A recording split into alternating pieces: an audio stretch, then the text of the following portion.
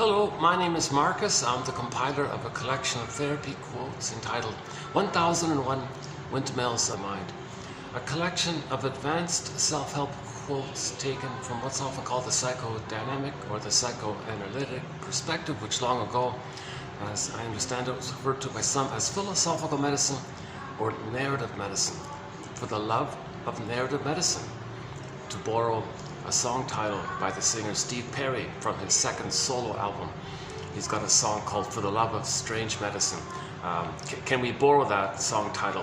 For the Love of Narrative Medicine.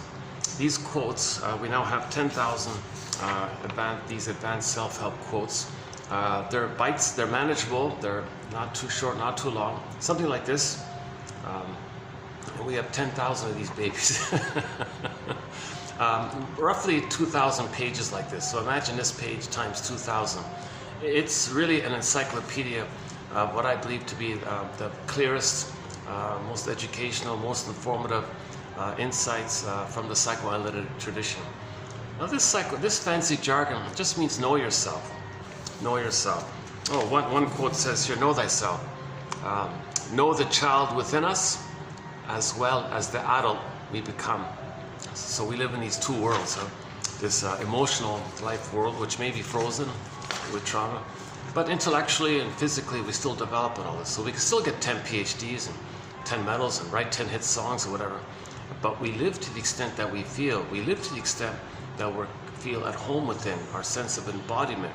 So we live in these two kind of worlds, this inner world called the feminine element, and your doing in life is the so-called masculine element. Or let's backtrack. Let's correct that. So all about us, that's quote unquote unthought known, unconscious memories, unconscious motivation. Okay, so where our emotional life, where our authentic self didn't get a chance to be a part of us. It's there. It's the image is Snow White in a coma in a glass box. So the metaphor is Snow White represents a metaphor for our beingness. We're all born with a certain being, like a basic beingness. So myths and fairy tales describe trauma. So imagine that. Imagine your sense of beingness kind of in a deep sleep or a coma. And plus it's the barrier of the glass box, so you're not even connected to it. You see it, it's there, the potential is there, you see it there. So it's there and all that, but there's a wall there like that. And plus, to boot, your sense of beingness is in that condition called arrested development, stunted development, developmental arrest. Okay, so our beingness is frozen, petrified, emotional coma, emotional catatonia, emotional hypothermia. Okay, now this motif of the beingness not being available to us due to trauma, this motif, this common pattern, this basic issue can take almost an infinite ways to describe it. So variations on the same basic theme. Okay, so Snow White in a glass box. Okay, Miss Core, the maiden on the field, gets pulled down into the underworld, the unconscious.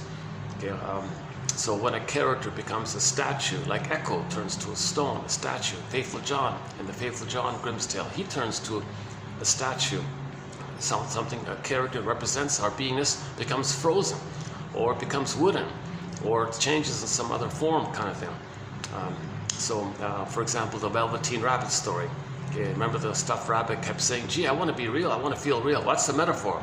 That we may not feel fully real when there's trauma like that. Yes, with the false self or the adaptive self or, the persona, the mask, we live through that and we can live life through that. We can drive a car and get 10 medals and all this. But we live to the extent that we feel and that we're connected to ourselves. This connection to ourselves is our ontological self, or sense of self, or feeling self, a field of our animus self. So that's the sense that you're connected to yourself. This is a part of it. This is a very important part of it. This is our authentic self, our true self. So our true self, okay, like the Snow White, or Echo, or Solvig, any of these characters, when they're like just flying off, or missing, or disassociated, frozen, petrified, turned to stone, they become wooden. Like the carpenter guy, the story about the carpenter guy who took a block of wood and carved out this little figurine of a little boy. Yeah, sorry, little distracted. The whole staff, they have their meeting right beside me. I can kind of see them and all that.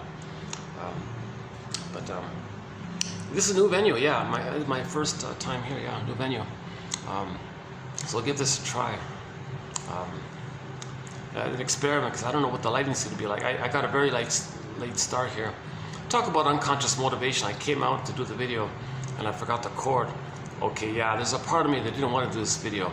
So I mindlessly forgot to take the cord so I can plug it in. So I came out to this spot. Oh, where's the cord? Oh my God. So I did I only have 10 minutes with the battery existing. So I did a part 1 of the next video, 28, 22. So I just did like a short little intro. I was gonna go home and all this. And then I saw a little shop selling the cords. So, at the SkyTrain. And oh my God, they sell these cords at the SkyTrain. Little kiosk there. And they have that fits. So I came back. So now it's almost 6 o'clock. Right? So this has been an odd day. What is it? What? Hang on, what is it? My phone says 3:47. That's not right. Is it only 3:47? That can't be right. Oh, the other clock. Okay, never mind. I'll just keep going as long as I got light and as long as the guests, I'm not interrupting any guests or something. I'm in a hotel. This is the 4th floor main restaurant, I think, for the guests.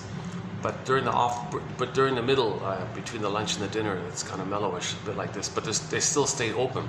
So this is a new discovery for me. Some restaurants do that. She said, "Oh yeah, sure, you can buy a coffee, sit there, and talk all you want." And just when she said that, the whole staff had a meeting right beside me there. So hopefully I'm not bothering them. Yeah, okay. So let me settle in here, get used to this setup here. I'm gonna move back a little bit. Hold on, let's try that a bit. Yeah. When I finally cool off, I'll go upstairs. They got like a mini outdoor pool kind of area. So maybe I can do 10 minutes up there when it cools off. Okay, why am I telling you this? Yeah, I have anxiety, so that's what you're noticing here. If you're noticing this, gee, this guy has anxiety. He changes it. He's nervous about stuff, right? Okay. Okay, so yeah, so we're talking about this, the famous gap like that. We don't want a gap between our false self and our true self, where we're living through the false self, this adaptive self, this scaffolding of defense mechanisms that we adopt to deal with the pain of losing our authentic self. So yes, we can lose our authentic self, and then we can still develop in other ways, physically, cognitively. We can still develop that way. But we live to the extent that we're connected to ourselves. We live to the extent that we feel, says Karen Horney, one of our mentors. We live to the extent that we feel that kind of embodiment like that. Because when you have that embodiment, now you're into the quote-unquote normal state, like the quote-unquote more human side of being human. You feel pleasure, you can mourn losses, you have empathy, gratitude. And when you have feelings, you're naturally ethical and moral by that. And all the virtues are going to naturally be there for you because you feel. When you have that feelings like that, things are normal. And surprise, surprise, people are actually meant to be normal, meaning a caring and empathetic, understanding, have empathy and care. We're all one family, that recognition. We're all members of the same Earth community family like that. We all evolved from the same line, like called Homo botuensis by one theory. And then when we, as Homo botuensis, our earlier state, it took us 1 million years as our previous state, 1 million years to grow the cortex, and we called ourselves Homo sapiens. 150,000 years ago, whatever, then we spread around. And then 10,000 years ago, we mismanaged our discoveries. We mismanaged ourselves. We didn't have enough self-awareness, and we accidentally, unknowingly, in some kind of confusion and panic, we became Homo sapien traumicus. So roughly 10,000 years ago, someone called it Homo economicus. So we went from global village to global pillage, tolerant personality, our natural state, to prejudiced personality, and so on. Homo naturalis to Homo economicus, or Homo short-salicus, or Homo secret-psychoticus, or Homo anxiety-acus, or Homo fear-acus, whatever. Something went wrong. Okay, so we're basically a traumatized version of ourselves. Attachment theory says that ballpark 90% of the babies in North America are not even getting a basic secure attachment with the mother. That's called attachment trauma. If the baby has what's called attachment trauma, also known as relational trauma, interpersonal trauma, developmental trauma, okay, this is a strain on the baby, it's too much, he's traumatized by this. What does the baby do when the mother traumatizes him? Okay, first things first, his beingness, his authentic self, he's got to protect it somehow. So he puts it into cold storage. He freezes it up, so to speak. Puts it into cold storage, and maybe puts it in a glass box. Okay, and it's down a tunnel, down a cavern where the light has never shone. Up a mountain, down another tunnel. So it's far away from it. The metaphor is we're far removed from it. You got this long journey to get it back, right? So one fairy tale is entitled, "Go I know not whither, and bring back I know not what." Because we don't remember having our authentic self, so we got to find this. We sense something's missing, something's wrong, so we're looking for that, so we don't know what it is. It's our authentic self, it's our beingness. So maybe one day we find it. And in the case of the Snow White, you're nice to yourself, you're tender to yourself. The famous kiss scene, right? And then maybe wake up and reunited with yourself. In a myth or a fairy tale, they're not separate outer characters. Every character in a myth or fairy tale is a personification of some inner element. Okay? Every character in a myth or fairy tale, okay, it's to metaphorize or personify or represent or speak to or just talk about or show or represent or tell you with pictures. Like, it's just to communicate some aspect of a person when there's trauma. So the quick example of this is Narcissus and Echo. So that's, I'll backtrack on that one later. So the basic point is, as Karen Hona explains, or all the shrinks are basically are in agreement about this, that we're born with an authentic self. We're all born with a true self, authentic self. Okay, our sense of self and the pleasant feelings that emanate by the connection to your beingness. I feel, therefore I am. Okay, so the word of the year by the Merriam-Webster Dictionary Company last year, 2023, was authentic. So we're all born with this authentic self, the true self. Okay, now it's budding, it's emerging. So at birth, assuming there's no prenatal trauma, assuming there's no birth trauma, where he freezes up during those times, assuming everything's okay, more or less, then at birth, he needs an extended paradise of the mother. He has certain needs when he's born. He needs a rhythm of safety with the mother, her attunement, her reverie, her soothing, her letting the child know they're safe, and a whole other points in that area called a secure attachment style. He needs a blissful oneness of the mother for the first 4 to 5 months, kind of like a continuation of the womb life. So he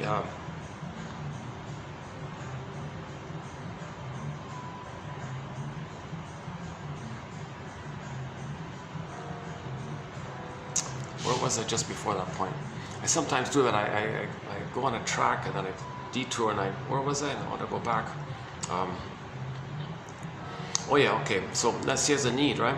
He has a need for a secure attachment style. So mother, hi there. Here I am. I have a great expectation. I have a natural hope, a great hope that you'll be there and nurse me and hold me safely, let me feel safe, so my authentic self can be a part of me, and it can fill me. I can feel connected to it. Now, what if she's misattuned, malattuned? What if something's going on with her? What if she's resents the idea because she never got it herself? What if she feels a sense of entitlement that she can use the baby to help her find herself? Okay, what if the mother's repeating her trauma, using the baby as a proxy of her from when she was a baby, and it does to her own baby what had happened to her because she wants to replay what had happened to her, so she restages it by saying to the baby, all right, baby, I'm going to imagine that you're me as a baby back when I was a baby. And when I was a baby, I was crying for love. So you're going to cry for love. I'll just think that's you. I'll just think that that's me crying for love. So in effect, I'm going to evoke you as a proxy of me when I was a baby. Okay? So I'm going to restage what happened to me. So what had happened to me is that I was a baby. I was crying. Mother shamed me. Okay, baby, now current baby, the newest baby. Okay, baby, you're going to play me from when I was a baby in the nursery. So you're going to play that role of needing love. And I'm going to be the mother who played the role of saying no. So her own baby is needing mother's love, but the mother sees that baby as her needing love, and she had already identified with the aggressor and replays what had happened to her. Oh, cunning tale, complicated tale. So that poor baby, what does he do in that situation? The baby can't say, hold the phone, mother. I'm not you from back in the nursery. You know, some mothers see the baby and continue their fight with their own mother and evoke to the baby, evocation of a proxy in their fantasy. They say, all right, baby, you're going to play my mother when I was a baby, and I'm going to continue my fight with my mother. Because when I was a baby with my mother, I couldn't do much. I was too passive. Now I'm a little older. You're going to play my mother, and I got to fight with my mother. The poor baby can't say, hold the phone, mother. Neither am I you from when you were in nursery, nor am I your mother from when you were in a nursery. I'm your baby who needs your love. But that poor mother, she only sees her pain from her past, and she's living there, she's dwelling there. Yes, cognitively she understands things, but she's operating from the emotional feeling area where she's trying to heal from her trauma of not getting mother's love. So when there's trauma, we repeat with the fantasy, we can change it. We continue to struggle with the mother by transferring the frustrating mother to people in the present and continue to struggle like that. And then we create excuses and rationalizations for it. So what does the poor baby do in one of these oh cunning tales? And there's a whole long list of the many ways mothers are failing. It's called a betrayal trauma. The greatest hurt of all, mother failed me. In 22, there's a very good one here. There was a lady who was a journalist, and she kept asking everybody all these why questions. You know, as a journalist, she asks everybody why. And one day, she saw the therapist. And the therapist said to her, "Yeah, you have all these why questions, but you're kind of missing the basic why, which is the root of it all." She said, "Oh, really? What's that?" Why did my mother love me when I was a child? Again, quote, "Your life is filled with whys, but never the one why that is the root of it all." Really? Go on. Why didn't my mother love me when I was a child? So that's the kind of thing we got to face, this old cunning tale. Why didn't the mother be emotionally available and mother her baby? And then now we have the song, "Sometimes I Feel Like a Motherless Child," when we remember this. Or people feel that they were improperly loved, Katie Lee's song, "Properly Loved," and so on. Or they feel unmothered, or they feel that their parents are emotionally immature, etc. and so on. So this is one of these old cunning tales. What does the baby do when there's this old cunning tale? Okay, so the reference here is Emily Dickinson. The baby had a great hope for a secure attachment style, for a mother to be there. It fell. A great hope fell. You heard no noise. The wreckage was within. Okay, so the beingness, okay, turns to stone like echo. Okay, Snow White in a coma in a box. Okay, Miss Core in underworld, shamed. Okay, frozen, petrified, turned to stone, and so many other ways it can go. The wreckage was within. The beingness is unavailable to them.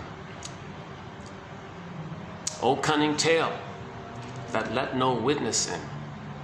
No witness in. The image there is the scarecrow with no brain. He doesn't know what's going on. So this is called somebody called it the unthought known. Doesn't have the brain, he can't think it. No brain, he can't think this known. There's a known there, but he doesn't have the brain to know it. That's the scarecrow. Okay, let's finish up the scarecrow one. When there's trauma, the child's ego doesn't develop. So it's still submerged in that underworld, that fantastical Oz, underconscious. We live in two worlds, Kansas and Oz, right? So in the unconscious world, in that unconscious world, okay, the child's ego didn't develop, and it's all frazzled up. Okay, it's all frazzled up, and it didn't develop, so it's damaged and all that. So that's the image of the scarecrow with no brain. Okay, related to that, okay, the Tin Man with no heart. Okay, everything's love or cry for love. So the Tin Man means, well, he's looking for a heart. So that means the person is not going to feel the ability to love and love life and have meaning and pleasure and not have a positive heart because they're missing that. That's what happens with trauma. They lose that feeling of where's love? How do I love? I don't get it. Now the scarecrow and the Tin Man sort of being like that, okay, that means the result is going to be that the person's going to feel kind of disembodied or something. They're not connected to themselves. So the image for that problem is the cowardly lion like that. Okay, afraid of his voice, afraid of his courage, etc. like that. Now this is a fairy tale. It all belongs to one mind, the mind of one traumatized person. So Dorothy's also a part of the mind, part of the system, okay, connected to nature, okay, where Dorothy wants to line things up, scarecrow, line, okay, and body. So body, heart, mind, scarecrow, Tin Man, and the body. Get it kind of lined up a little, connected, have a connection there, hold hands on the yellow brick road, okay, that's the goal, to get back in your feelings. So Dorothy's kind of like a part of the psyche that's trying to heal us, trying to know these things. Or we can kind of say, maybe we can also say, be like Dorothy. And just recognize that if a person doesn't feel embodied, they don't have that sense of self and joy and pleasure and all this, and they don't mourn losses, and they feel something's missing, they feel empty, or they feel numb, or they feel in a dream, in a trance, they feel like they're living the unlived life, the provisional life, feeling the life is passing me by, etc. Kristen Wilson puts it this way: if you're not in your body, you're not making sense. Literally, you don't have the sense of self. You're not making reasonable sense in your life, because the reasonable sense is inside out. You have your beingness, then your doing is normal. If you're missing your beingness, you're grasping on the outside to change the trauma so you can back get your beingness. You're not making sense, because nothing post age 3, that critical time, can compensate or correct that past. You can't. No time machines, no morphing machines. No thing you get post age 3 can take you back in a time machine and change what happened so you get your beingness back. So we're not making sense like that. And then it's disembodied discourse that causes all these confusions and problems. Okay, so maybe we'll finish that point a little bit later on. Okay, so be like Dorothy. So if the person feels that kind of, like the cowardly lion, not really embodied like that, where's their embodiment, where's their sense of self, where's their ontological self, where's their feeling self like that, something missing like that, where's their inner home, where's their like home within, like in the Odyssey, okay, right, Odysseus was looking for that inner home called Ithaca. Took him a long journey. There's a huge gap between where he started and his home. That's the metaphor of trauma. There's a huge gap between our beingness and our authentic self and where his false self, where he was. It took him 20 years to get back. That's typical of the midlife order, from 40 to 60 or 35 to 70. There's no fixed time like that, but it's just sort of a...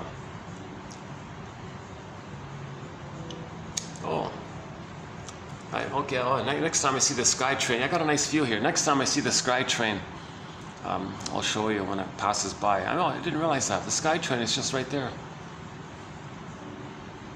Oh, while we're on the topic, yeah, for the price of a cup of coffee, actually even half a coffee, maybe a third of a coffee, jeepers.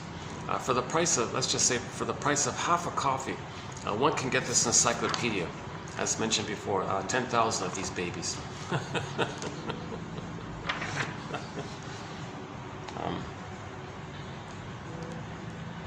Yeah, so now for the Tin Man, okay, so everything's love or a cry for love. The normal development, the child's loved, he gets his authentic self is there. Age 3, he has a consciousness of his uniqueness, which he expresses. That's called loving life. Get path with heart, meaning and pleasure and all this. So that's missing. Okay, so everything's love or a cry for love. So the Tin Man represents that kind of, that cry for love. So if a person doesn't feel natural pleasure of knowing their uniqueness, then they're crying for love. Well, first things first. We can't directly deal with the body, the embodiment, and the lack of the feelings. I feel or I am. But we can address the scarecrow. We can start there. So the first things first. Fix the poor scarecrow. Help the scarecrow develop a brain. So these 10,000 quotes are sort of to that end. Okay, these 10,000 quotes were kind of we're borrowing a little bit from healthy people with healthy egos, and these are their ideas. So we're learning from them. That builds our ego like that. So this is sort of the area that we can work on. So first things first. Okay, fix the scarecrow guy. Work on the scarecrow guy. Okay, and then the rest will take care. That's based on nature. We don't control that kind of thing. So psychoanalysis looks for an egg in a basket that's missing. So first weave the basket, then nature, maybe an egg will appear. In the egg, there may be the firebird. One story, the firebird, protagonist hops on the back and rides the firebird up. Okay, the vibrant colors and flames, the beauty, the vibrancy and aliveness of the firebird and the protagonist rides the firebird up. That's a metaphor for the emotional knowing. You're getting back your feeling self. You're getting back your feeling self. That's called the emotional knowing. Emotional knowing. Now you're going to feel different about yourself, right? You're going to feel connected to yourself again. But to get that egg, you need a basket. Okay, so don't look for the egg. Don't try to make an egg or something. No, you got to build a basket. Nature, the great spirit, nature will do its thing. So first, strengthen the ego, build a basket. My approximate abbreviation of this is, these quotes can help us build a catcher's mitt. So imagine a guy in Major League Baseball, the catcher there behind home plate. Okay, there's a speedball barreling down, okay, 100 miles an hour. How's that guy going to catch that ball if he doesn't have a catcher's mitt? He may try and probably drop it or something, right? So he needs a catcher's mitt to catch that ball. So first weave this catcher's mitt, and then we can get back our embodiment, the oomph, you know, the catching the ball, like a thump there maybe, something like that. Just a ballpark approximation. Once again, all these quotes, these 10,000 quotes, there's no perfect set answer here. These are all invitations for mutual exploration. Clues. Okay, we're trying to be a detective here. These are clues. These are guesstimates, hypotheses, ballpark approximations. Okay, we're trying to be a detective here. No set perfect answer here. Robert Bly, he's also not a shrink, so when he speaks to the audience, dear audience, 30% of what you're going to hear tonight is wrong. It's up to you to figure out which 30%. Okay. Psychoanalysis is not a magic breast. There's no magic words here like a magic milk words. In the oh, there it is. Oh, that SkyTrain, that's the one. Oh, that's the one with no add-on. They have one SkyTrain with no add-on it. I have a fantasy that it says on there. For the love of narrative medicine, be your own story doctor. www.buymeacoffee.com/psychoanalysis, something like that. I got to work on that. So this is an encyclopedia that's available through the link there for the price for a minimal admin fee. It's quite a remarkable offering, I think.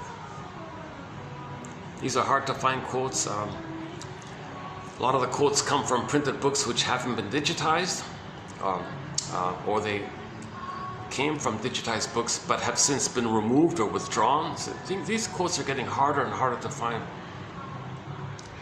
They're clear, they're fun, they're educational. My disclaimer, I'm not a shrink or a professor. I'm not a midwife, doula, nutritionist, gynecologist. I don't have a master's degree. I was never a counselor. I never studied psychology, none of this stuff. So if they're clear to me, they'll be clear to everybody pretty much, I think. And they, as best as I can see these 10,000 quotes, they fit Grice's criteria for communication. Are they clear? Is it clear? Is the quote clear? So that's the quality part. Are you learning? Like, is it clear? And I'm gonna.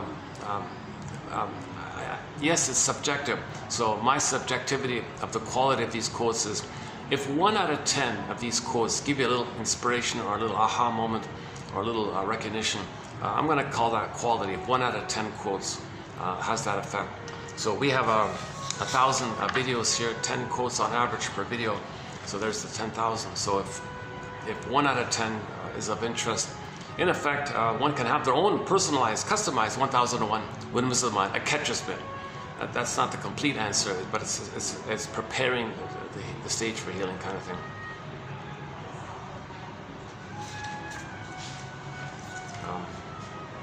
So I mentioned the quantity, not too long, not too short, very bite-sized, manageable quotes.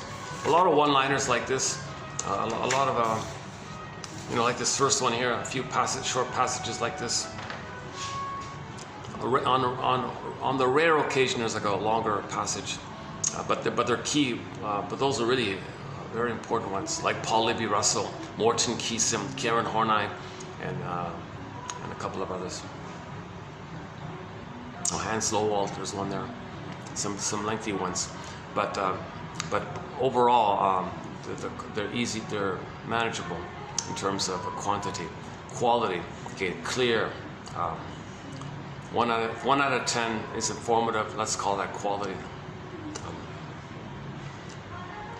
Okay, now quality and manner are kind of linked. The manner, These are written by the soul doctors. These are written by most of these quotes are written by medical doctors who got tired of playing whack-a-mole with people's symptoms and said, well, let's do the humanistic approach to understand that these symptoms are emotional communications, communicating covertly through the body. Because when the baby's crying and screaming, it's relational. That's the natural dynamic between the baby and the mother. But mother, I'm in pain, I'm in hurt, you're missing my needs here. I'm scared, I'm hurt, I'm angry. Mother, please change your ways. I'm communicating to you. What if the mother is not around? What if the mother doesn't get it? What if the mother's frustrated? Mother blames the baby. Oh yeah, you're gonna blame me, mother? Oh baby, you don't like me like my mother? Some problem. The child tries and he cries like, and then the word of the year by the same Merriam-Webster Dictionary Company for 2022 was gaslighting. A lot of mothers gaslight their babies, believe it or not. So what does the baby do? What is that energy that's relational to the mother? He's got to connect to the mother. He's got to communicate to the mother. He needs the mother. Okay, no baby would make it without a mother. So he's trying like this to relate to the mother. What if the mother puts a block there and says, I don't get it, get over it, or maybe the mother's in a bad mood or not in that place or doesn't understand the signals. Maybe the connection isn't there, the rapport isn't there, so she's confused herself. So whatever, old cunning tale, the mother doesn't understand the baby's communication. It's called misattunement and malattunement. Okay, this is very common. With that child's energy like that, at some point, okay, it can't continue. The mother's rejecting it. So the theory is the child's life force energy kind of turns back in on itself into the body.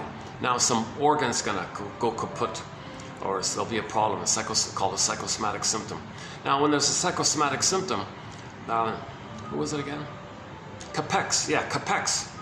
He said, think of the psychosomatic symptom as the continuation of that cry and scream to the mother. But now it just goes in a kind of detoured, roundabout, covert way through the psychosomatic symptom.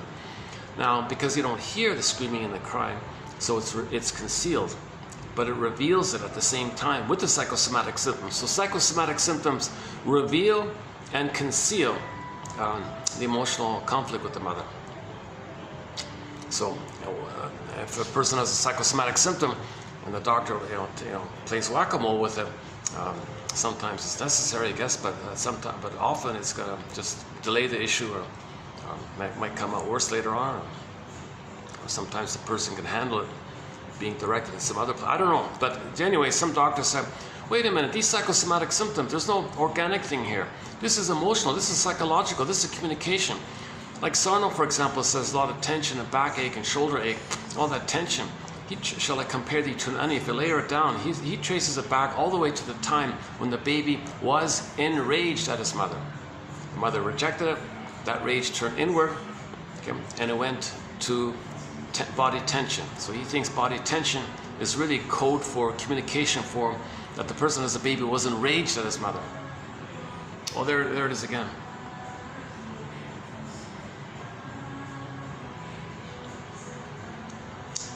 I wish that meeting would fit. Maybe you don't hear them, but I can sort of hear them beside me talking. They're not loud or anything, but I still kind of, it's funny about my moods. Right? Some days I can talk in a restaurant with people all around me talking. Some days if there's just one little conversation near me, I'm like, oh my God, I gotta leave or something. That's fine. So I have anxiety. Oh, my disclaimer once again, I have anxiety. I'm not a shrink, I'm not a professor. I haven't been analyzed. I'd love to do a full analysis and all this. So I'm the compiler of the quotes. I only have a BA. Keep that in mind. Robert Bly's advice in mind. 30% of what you're hearing is wrong. It's up to you to figure out which 30%. There's no magic answer here. We're just exploring. We're just trying to be detective. We're brainstorming. We're searching. We're brainstorming. Okay, Rumpelstiltskin. What are the right words here? How do we symbolize this? How do we formulate this? We need the right words called Rumpelstiltskin. Remember, you say Rumpelstiltskin, you get the daughter king, you got their feelings back.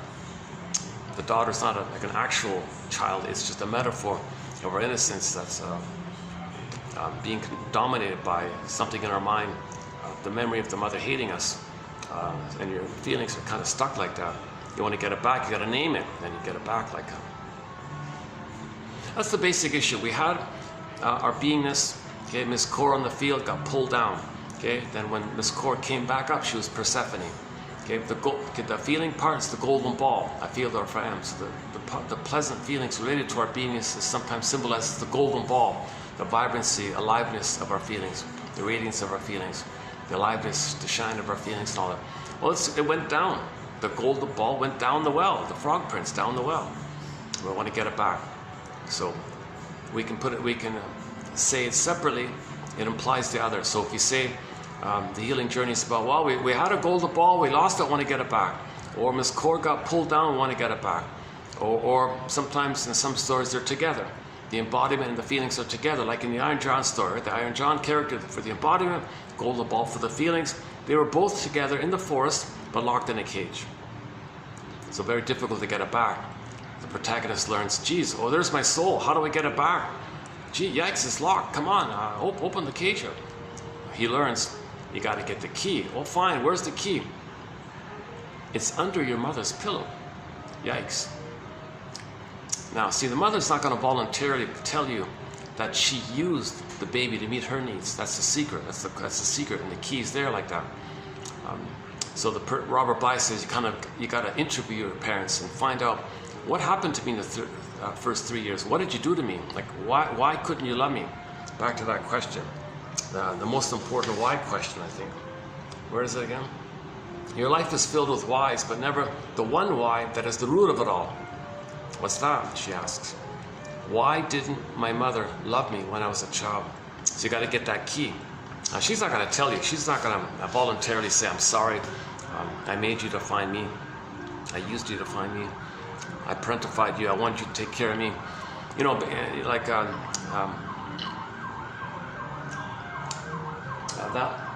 Jeez, it's funny. It's funny when I arrived and I got settled in, got the coffee, and got everything set up and all this. I was just about to start. Oh, they all swamped in right beside me, just do their group meeting kind of thing. You got to be kidding. That happens so many times, though.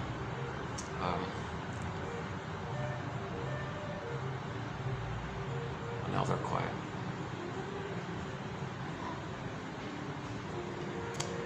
Yeah, okay.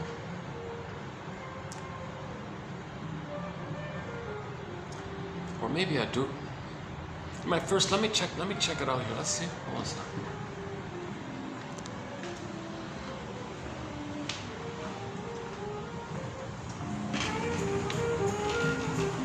Oh, wait a minute. Oops. Oh, what was I thinking? Why don't I just do it here? Oh my God, what was I thinking? Is that gonna yap all over it? Hey, let's hang out here. And when that meeting's finished, I'll go back. Oh. Oh no, I can see you like that. Now I gotta see them. I gotta. If this is possibly a new venue, I want to be on good terms here. Okay, let's hang out here for a bit. Let's wait till they're finished and we'll continue. Oh, the lighting's still good here. The lighting's okay? Not so good, right? Yeah, sorry about the lighting. Or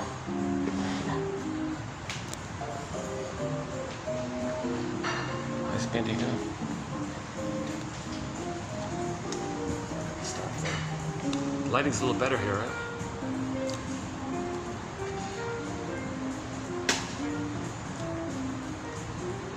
There's a potential.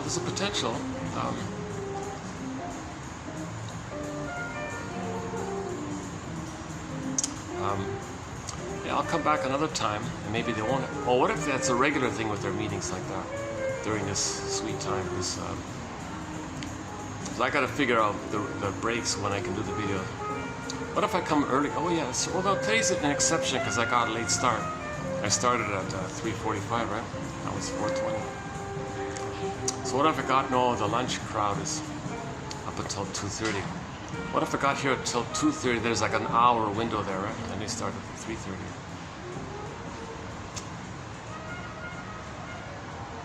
I gotta figure it out somehow.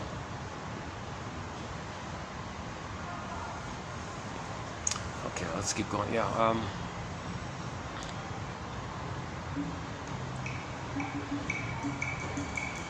Oh, cunning tale, yeah. Oh, the big why question. Mother failed me, right? In the healing journey, we gotta get that story. We gotta find our parents' story about this why. That leads to understanding, recognition, forgiveness. Forgive your parents, heal yourself. You need the story to differentiate from the parents. When you get the story, then you get an identity, then sadness appears. Then you can mourn, then joy can come back. So we want to get the golden ball back. To get joy and sadness, okay, we gotta have an identity. You get the identity when you understand your parents' story. Now you know what happened to you. That helps to differentiate and know yourself by the mother's story. So you got to get the stories. So the key, you got to get the key. So Robert Bly just mentioned, most parents don't voluntarily tell you that that they use the child, they scapegoated their own child so they can get along with each other. Some parents have so much tension between themselves, they displace their anger onto the child and scapegoat the child in a process known as the emotional triangle. They triangulate the child and use the child as a helpless, innocent scapegoat. So if the mother's angry at the father, she takes her anger on him, the child. The father does the same thing. So poor kid is taking all the heat but the parents are doing this to get along with each other. And the child goes along with being scapegoated because it keeps the parents together. So the person needs this kind of story. Did the parents scapegoat them like this? The adult needs to know that when they were a child, like, did they interrupt the mother's career? Did she resent the timing or something like that? Like, get the story. Some mothers have a baby, and a common one is the mother has a baby, and she enjoys the blissful oneness of the two. That blissful oneness is meant for the baby to indulge in. The baby's meant to be in a blissful state where the mother is a symbiotic self-object for the baby like that. The mother's not meant to invert it and be the baby to indulge in that with the baby being the mother, giving her symbiotic needs. Some mothers do this. And then the child says, wait a minute, I have to be loved here and nourished here. I have my own needs and identity. I have my own individuating thoughts. I have my own uniqueness. And some others say, oh yeah? You can have your own thoughts, you're going to separate? So the mother panics here. She enjoys this blissful state. She never got it, so she enjoys it. She parentifies the baby. And in fact, uses the baby psychologically as their mother's breast, missing, because she can control it now. She couldn't control the breast back then, so she's controlling the baby in effect. And the child says, well, I'm going to be myself here. And the mother, some mothers do a very cruel thing. They say, oh yeah, you're going to be yourself?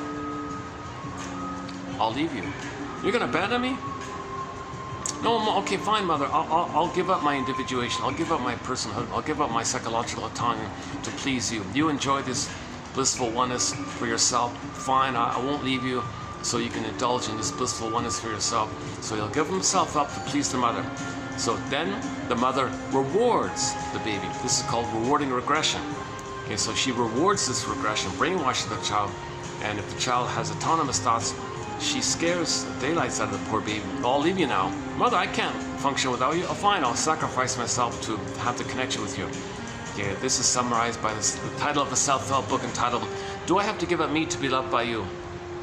Oh, we get better lighting here. It's been a real constant struggle with the lighting here. Oh, I can see my hair condition. Jesus. One theory about hair loss is when children eat too much sugar.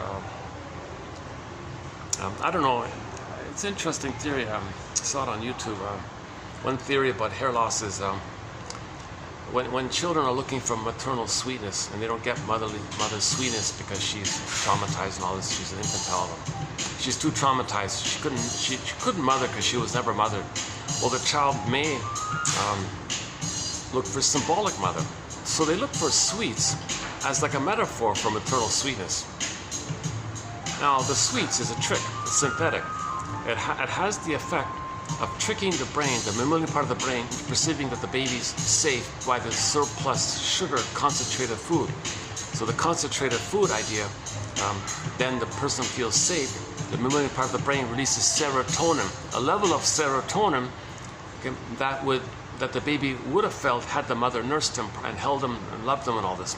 So he's getting that serotonin through the trick of the concentrated sugar. So now he's getting a serotonin. So he thinks, now he's kind of like, it's insatiable because you do it, it goes through the system, You do it again, and it doesn't stick. It doesn't. There's no neural pathways here. Human connections. Human, emphasis on the word human. Human connections lead to neural connections. A connection with the sugar is not going to lead to neural connection.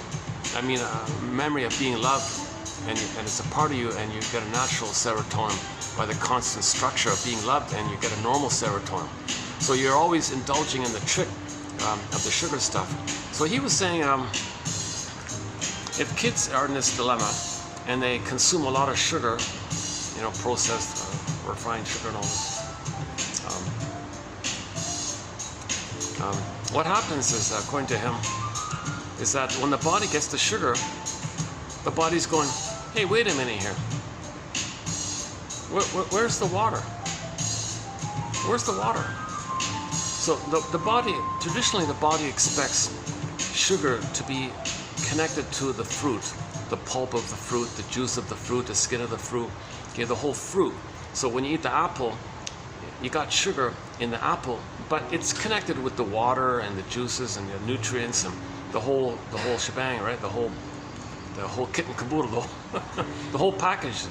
So the body expects the whole package, the whole apple. So then the body has enough water naturally with the apple. The body understands sugar related when you eat an apple, right? The body understands that kind of thing. There's water naturally there. But in processed sugar, whatever the base is, they suck out all the water. So, all right? And then you got this refined granules, the sugar granules, with missing the water. I don't know, like you take a beet or something, you dry it up, like you suck out the water, and it's all dried out like that, and you make it into a granule, and that concentrates the sweetness when you remove the water. So now you got let's say you got the white processed sugar like this, maybe colored or something, I don't know.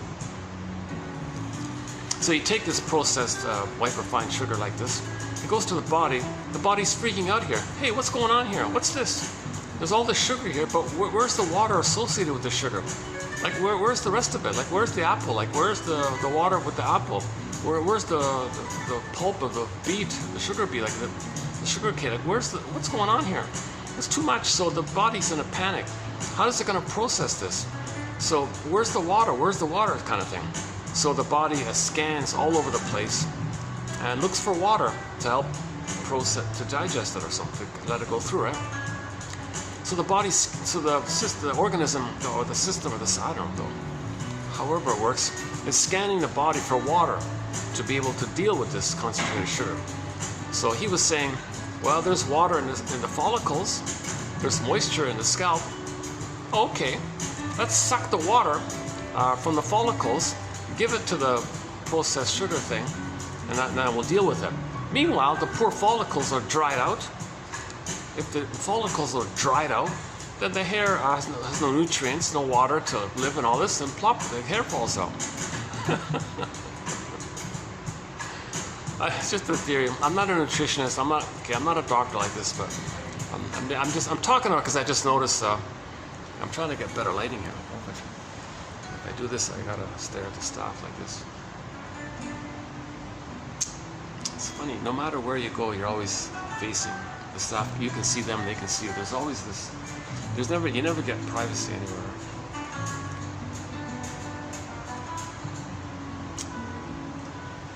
Okay, let's try another one. Let's try another angle here.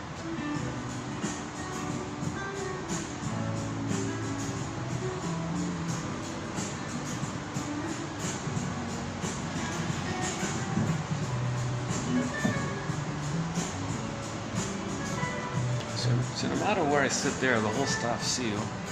Pretty much no matter where I sit here, the staff there see you. And they got all the mirrors around here. Okay, let me get used to this. I gotta get to know the staff. All this. I'm hoping for that meeting to be over with so I can go back there. That's a nice little corner spot. I was kind of excited to find it.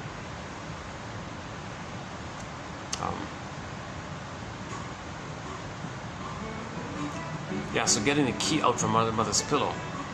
Now, the one good inspiration on this is the poem. There's a poem by somebody named Anne Sexton, 1960.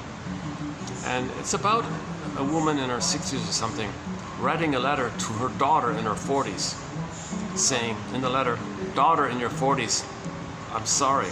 I used you. I made you to find me.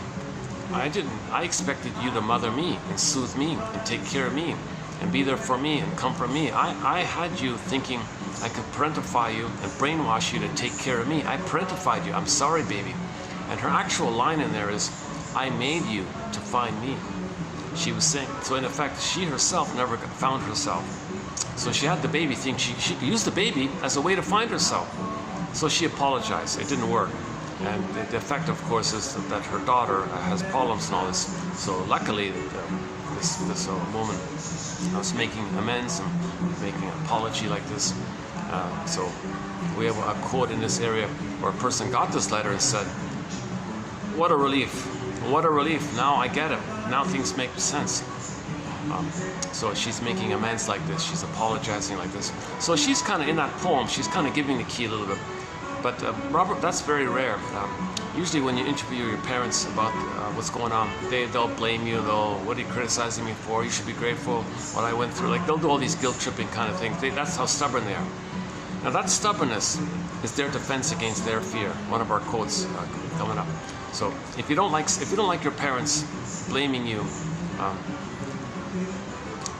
when you're trying to get the truth that they hurt you, okay, that's their defense against their fear. They have an immense amount of fear. So if they're still doing that, they can't make amends. They can't come around and apologize. Okay, that means they're really traumatized. They're really they have deep trauma, and they're stuck in survival mode, and they can't admit the truth. They can't admit my I statement. They can't admit a feeling. They can't make amends. So they have what's called severe survival anxiety. Yeah, this is not a good spot either. Let's try.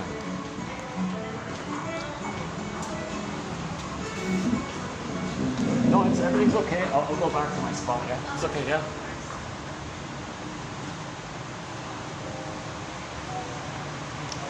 Oh, and another waitress thought I was going to order something.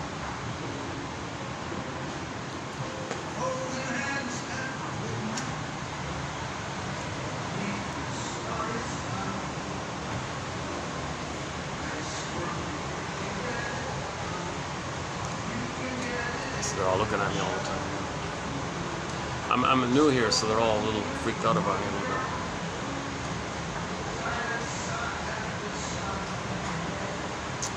Oh, this is really awkward. What a pity. All this open space, but I can't quite.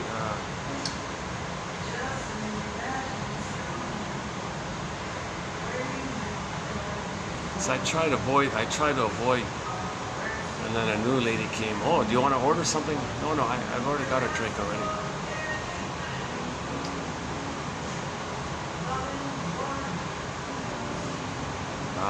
Actually, I see some shuffling over there. Maybe they're going to leave.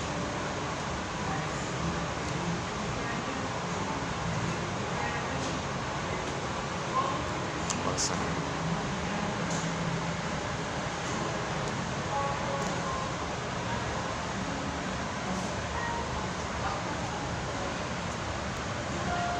That's yeah, it's a nice venue. This is a newer hotel. This is one of the newer ones. Yeah.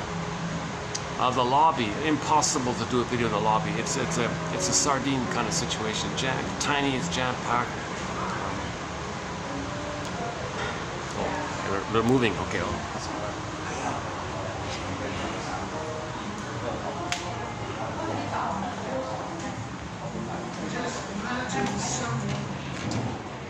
All right.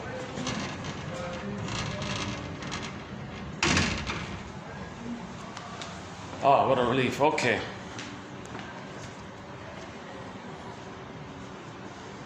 Oh, good. Yeah, it's better here.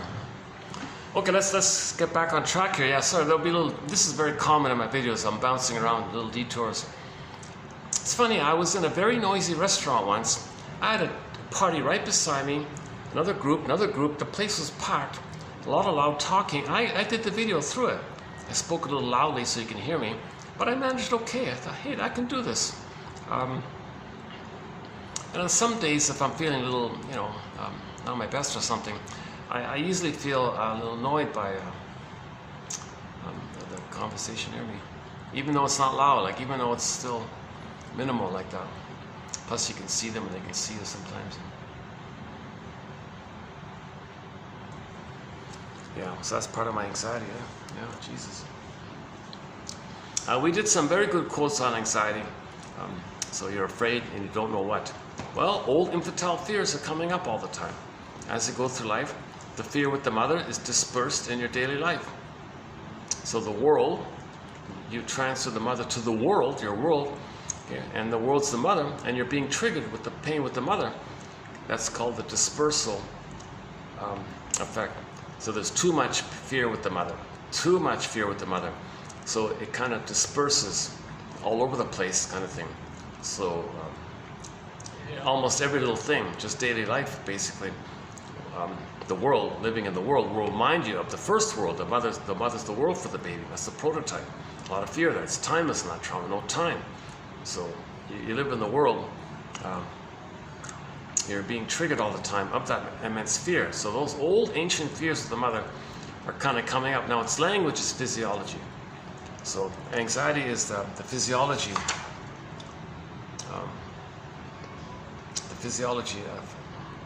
Comes out. So you'll get some physio like ums and ahs and stops and starts and bouncing around. And now they're staring at me. I guess it must be their policy to keep an eye on all. I guess maybe that's what they're doing. Jesus, yeah. Actually, I've cooled off, so I could maybe go up to the pool part, but I'll only last like 10 minutes up there. It's 40 out there. It's with the heat index, it's around 40. It's officially 36 or something like that, 36, 37, 38. But with the heat index, it's like 40, between 40 and 42 or 43 like that.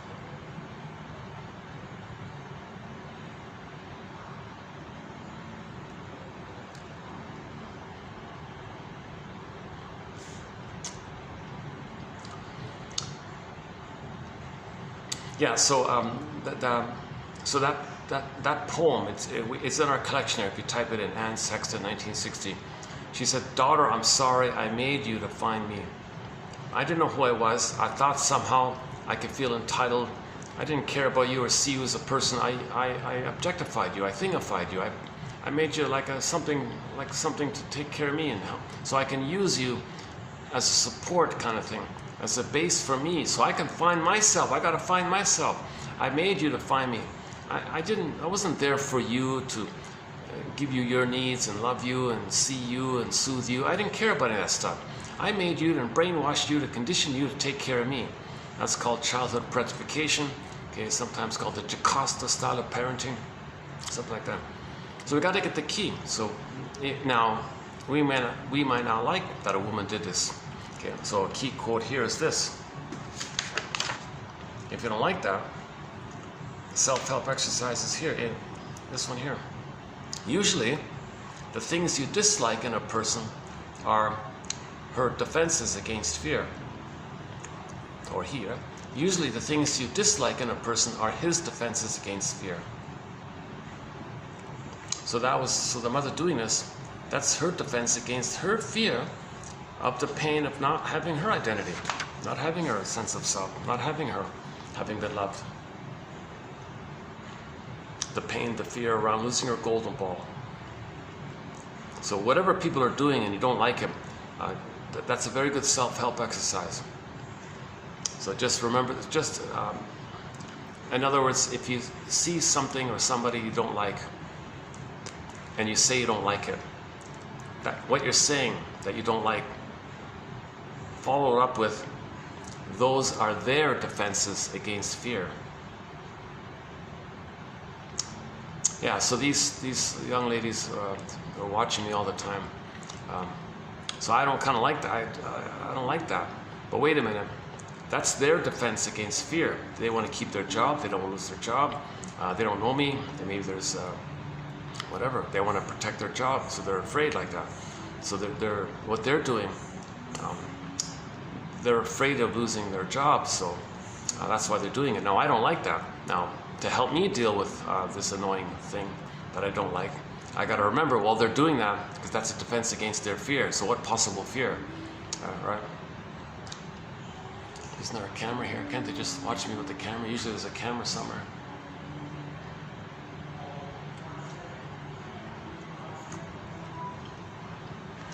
Guess they don't know me, right?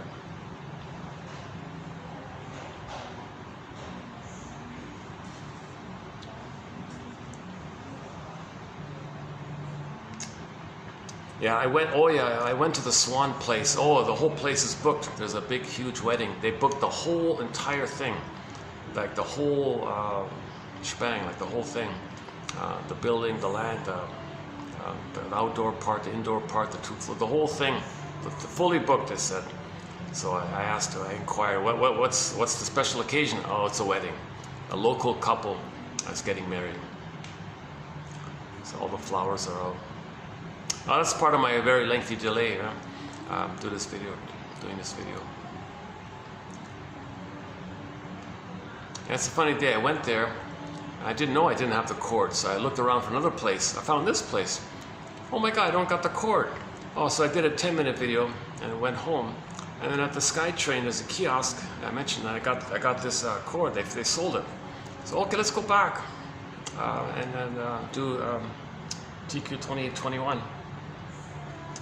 The earlier 10-minute video I did today was I decided to do a preview of 2822, but this video is going to be 2821, and later I'll do the 2822.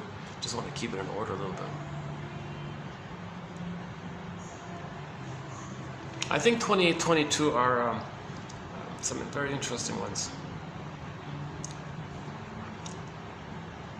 I thought yesterday's video, 2820, was a strong video. That last video I did, still being uploaded, I thought that was one of my better videos. I was feeling refreshed. I was speaking a little clearly. I was speaking a little more energetically. I thought that was one of my better videos, 2820. So let's see how this one goes, 2821. Let's check the battery. Let's see. Okay, now the battery's holding up. Oh my God, yeah.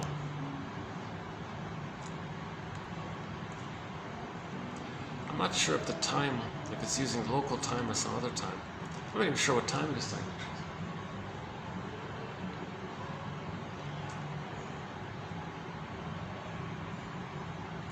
Okay, if it gets dark soon, then it's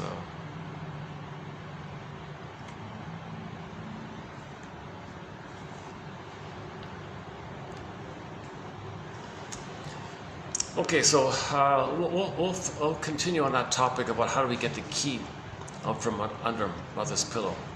We got a few points in that area. It begins with Bruce Springsteen. Look up Toronto, Independence Day, Bruce Springsteen, and listen to the introduction, the intro he gives to that song. Now, the guy who filmed it was way up in the rafters, so everything's dark, you don't see anything, but the audio is very clear, you can hear it. It begins with him saying, "Fathers and sons, fathers and sons." That one there. Listen to the intro he gives. Yes, the song is fine and all. I'm talking about the intro.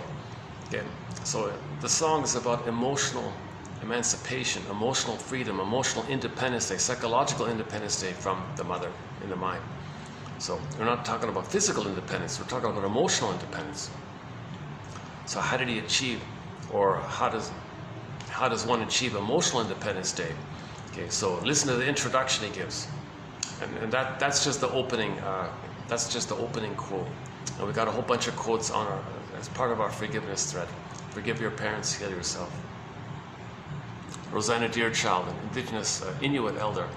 The more I learned of my mother's story, narrative medicine, for the love of narrative medicine, the more I learned of my mother's story, like why she was like that, why she did what she did, get a story for this, the more of a person she became to me. Once you can do that, once you can see your parents as people, traumatized people, and the things that they're doing that you don't like, those things are their defenses against their fears. That's a key one. I think this I like this one quite a lot. So we got a self-help thread, and we're just now adding 2 more exercises to our self-help thread. So you'll find this in 2822. Okay, it begins with usually.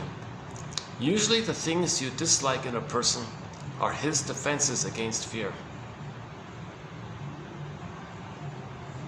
It works. Like I tried some examples in the last video. Uh-oh, they're back. The meeting's back. There's another kind of staff meeting just taking place near me here.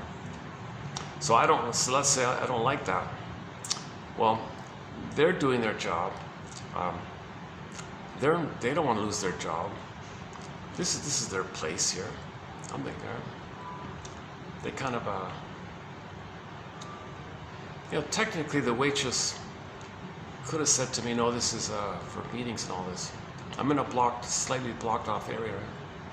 Well, because I told her I was going to do a phone call, right?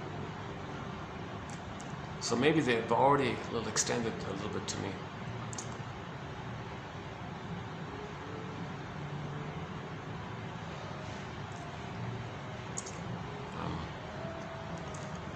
Let's try another example. So put it this way. Think of something you don't like in another person, what they're doing and all this. And then say to yourself, that's their defense against fear. Just try it. It works pretty well. Rosenberg says, well, they're trying to meet a need. What need of theirs are they trying to meet? You can do it that way too, right? But I kind of like this one here. Okay, I did it yesterday, so let's not dwell on that. The second self-help exercise, since we're on the topic, is here. I fill in the blank. Close exercise. Fill in the blank. If we cannot say to ourselves, quote, my parents had their serious limitations, perhaps even their emotional illnesses, and that's the way it was, we will continue to fill in the blank. So make it an I, right? Personal. If I cannot say to myself, my father had his serious limitations, perhaps even an emotional dysfunction, and that's the way it was.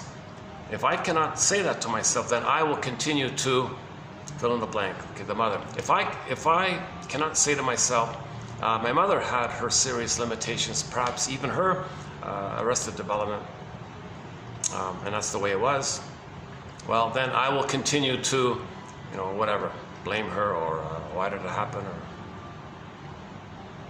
you fill in the blank, right? So that's the second one. So if you go to TQ 2822, that's the second one. Another self-help exercise, this one here usually. So 1, 2, 3, 4, 5, 6, 7. So the second one and the seventh one. The second one and the seventh one in TQ 2822, showing up here. Those I'm putting those in the self-help category, self-help chapter. We got a very excellent self-help exercises. Now these are just to soothe you for the moment. It doesn't heal you, but it just calms you down for the moment a little bit. But most of the material is working towards changing something. All those guys are quiet. Oh, good. Okay. I barely hear them. That's good.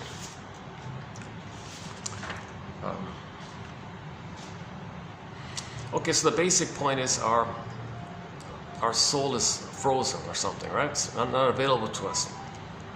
Now this is a pain, of course. We feel shamed by this. When the mother rejects us as a baby, the natural emotion is shame. Yeah? So when Miss Core, metaphor for a person's beingness, true self, it gets pushed down into the unconscious. Okay? In the underworld, okay, Miss Core is in the hell scene. Hell is a metaphor for the emotion of shame. Shame is this burning, biting feeling. Okay, the storytellers created a scene called the hell scene to talk about shame. that shame is related to your identity. If your authentic identity is rejected by the mother, okay, then the feeling is shame. So storytellers talk about, oh, he's in hell now. It's shame. It's talking about shame. When people say hell, just put shame. It's shame. It's a code for shame. Generally speaking, right? It's not an actual place. Okay, myths and fairy tales are true on the inside, not on the outside. Myths and fairy tales are metaphors for psychological dynamics.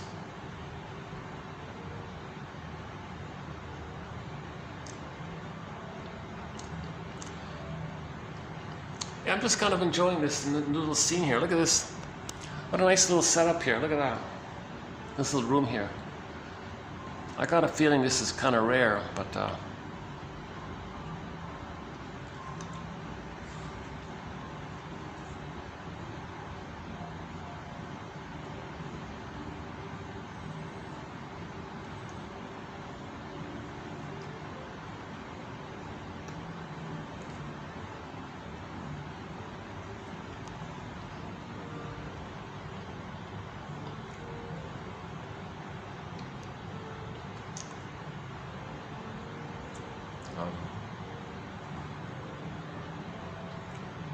okay, so this is pain to have this gap like this, that our emotional life, our authentic self, our feeling self, our ontological self, I feel therefore I amness, and with the I feel therefore I amness is the normal, basic, pleasant, basic feelings of joy and sadness.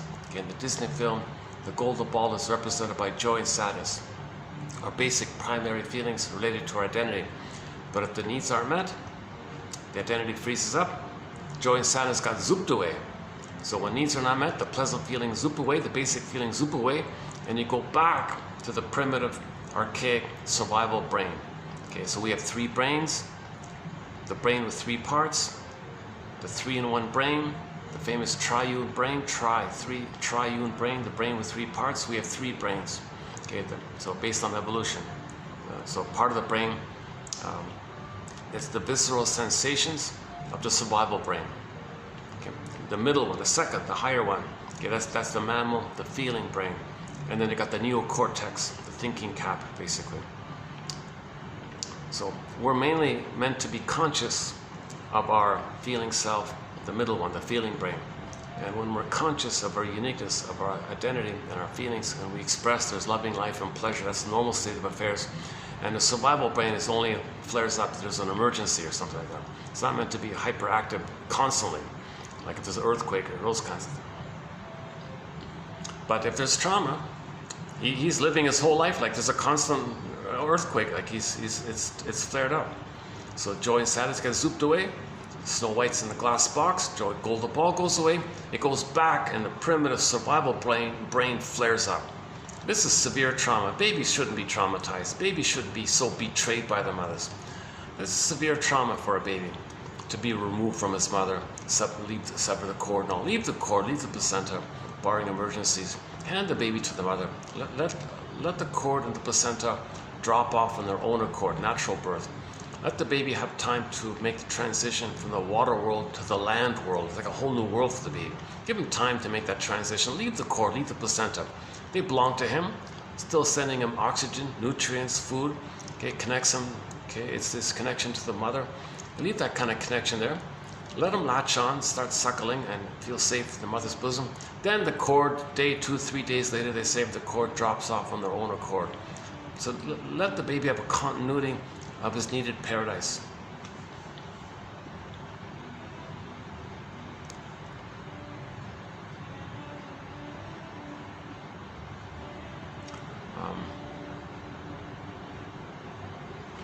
Boy, I'm really absent-minded today. My goodness, I've done several absent-minded things today. What is it about today? Forgot the cord. I'm forgetting the threads I'm going down.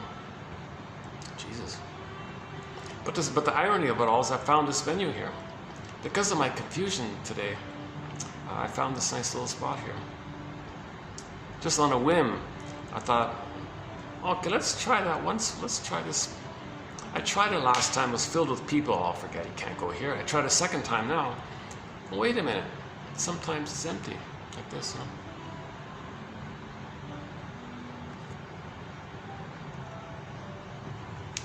You know, this will be a real bonus if at night there's enough lighting here, because I have a hell of a time finding a place where there's enough lighting.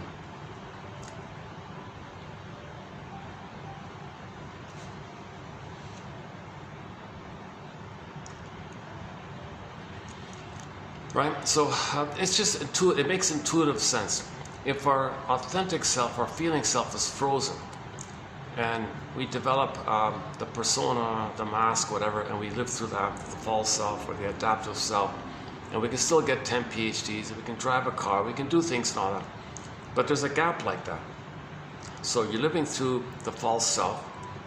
Now part of the false self, part of the job of the false self is to make you unaware of the pain of losing your true self. But you're getting older and older, and that scaffolding of defense mechanisms can function as burglar. One of our mentors, Edmund Burglar, describes it as a kind of a sponge. It's going to dry out at midlife kind of thing.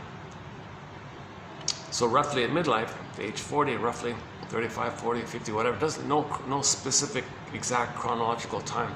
Somewhere in the middle of life, the second half of life, a person gets a hunch. Hey, wait a minute, what's going on here? I feel like I'm living the unlived life, the provisional life. Something's missing. So in the last video, I ran through the different parts about it. Okay, the hunch, something's missing. Okay, they're not grieving, they're not feeling pleasure. Okay, the Freudian slips, the psychosomatic symptoms, the delayed on. Sometimes, in the extreme case, there's a nervous breakdown at midlife called the delayed onset of PTSD. So the baby had trauma, but you don't see the PTSD because it's buffered over with the scaffolding of defense mechanisms. So it's kind of there, but it's just mask kind of thing. But that thing dries out, that mask dries out, and then it kind of maybe suddenly just flares up all of a sudden, more or less, and that's called PTSD. So somebody in midlife suddenly, oh my God, they read the checklist on PTSD, all the symptoms. What the? They check. How did this happen? They weren't in an earthquake or whatever. They didn't experience any kind of shock trauma. But there was a trauma. But where's the trauma? They don't remember. So that's an inference. If the person has PTSD, well, there's got to be trauma. That's called developmental trauma, attachment trauma, relational trauma with the nursing time in the nursery. There was trauma during the nursery time. That's developmental trauma. It's still a trauma, but you don't get the symptoms of PTSD when it's like a relational thing. Because in a relational thing, the child compensates with these defense mechanisms: projection, blaming, accusing, manic behavior, overeating, binge eating, all these tricks and things. It keeps you unaware of the pain. So you have these various little tricks like that to keep you unaware of the pain, to keep you away from the pain. But these tricks kind of dry out at midlife because you're getting older and the gap is getting wider and there's more pain. Related to this is since it's the snowballing effect of the pain snowballs, meaning when a person goes through life and they experience a kind of loss of job, loss of fill in the blank, okay, that's going to trigger all of the previous losses which they couldn't process. Now remember, to process loss, you need an authentic self. If the authentic self is frozen, Snow White is in a glass box in a coma, you can't process loss. So when you experience a loss, you might make excuses. Oh, didn't need it anyways. It wasn't important. Sour grapes. You can find ways to fool yourself and deny it. But you get another loss. It brings about the pain of the all previous losses. And then you get another loss later on. So it's a snowballing effect. Each new loss brings up the accumulated pain of all the previous losses which you haven't mourned, understood, thought, recognized, laid the goats to rest, etc. So it has a snowballing effect, and you're getting older and older, and it builds up like that. So the pain, then the sponge can't take it anymore. So maybe one form is the full-blown PTSD now comes up. But usually you want to catch it before that, right? You want to get the hunch, something's missing, something's off here. Then you go on the second journey. Usually a psychosomatic symptom appears.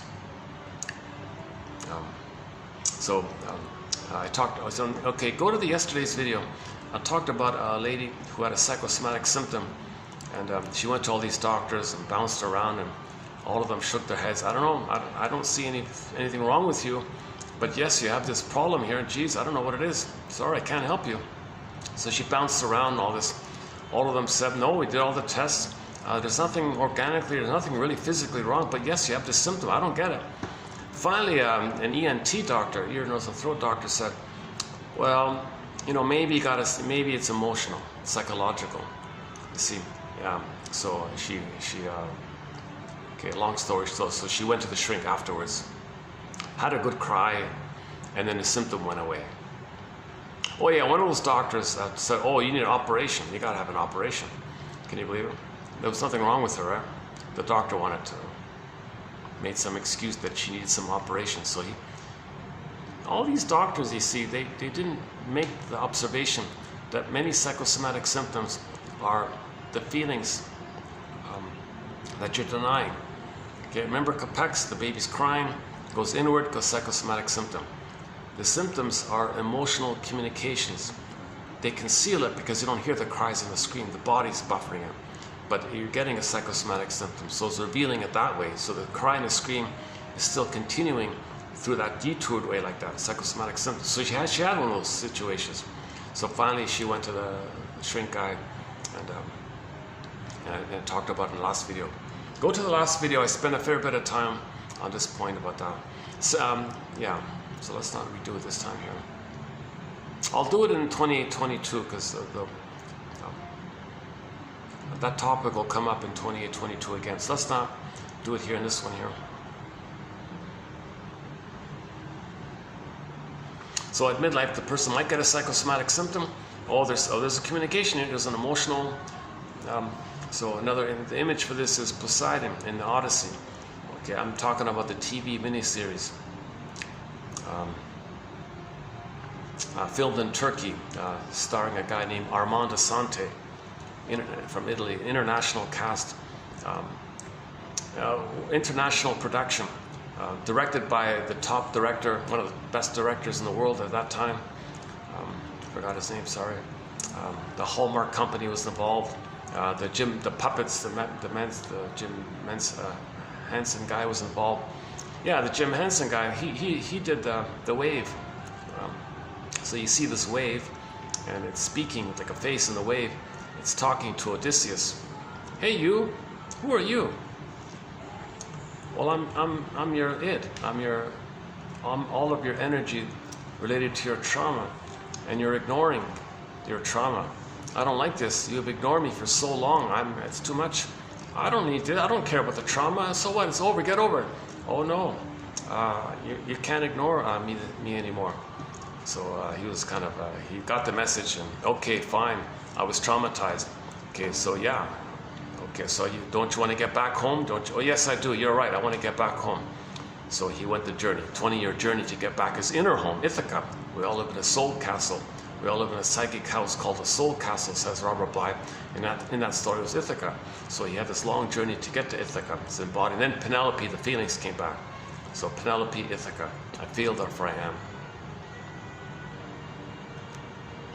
And on that journey, all these feminine voices, they were the echo in his brain of the mother saying, oh no, stay with me. Don't be yourself. Just why find yourself? You can enjoy the oneness of me. Isn't it kind of nice the two of us are one like that? Emotionally, you don't have to find yourself. All these voices are coming up. Calypso, oh, just stay like a child. Circe, just stay. Just delude yourself a little bit. Lotus stand, space out, or wherever. Or the siren said, yeah, this is too. Come on. Really, you want to find your home? Just forget about this idea of finding yourself. Forget it. Odysseus tied himself to the mast, put wax in his ears and all this. So he really wanted to find his home. So he understood Poseidon's message, meaning, so the Poseidon message, the wave, Poseidon wave, that's a metaphor of the so-called id. What's the id? All of the energy, all of your own life force that's invested in that old trauma. All that energy connected to, cathected to, bound to that trauma, that relational trauma with the mother. Okay, that's called the id. Iceberg metaphor, right? So you personify this energy, this power, this force with the ocean, Poseidon. Poseidon is the ocean, okay, and the wave of Poseidon. Hey you, who are you? I'm your system. I'm your life force. You're denying all this life force related to your authentic self. I don't need an authentic self. I don't care about this life force. Who? I don't care. I don't need you. I'm a chismo man. I'm a macho man. I don't need all this. I can play narcissist. I can play infantile God. I can play narcissism. I don't have to care about this kind of stuff. Who cares? Let's get over it. Really?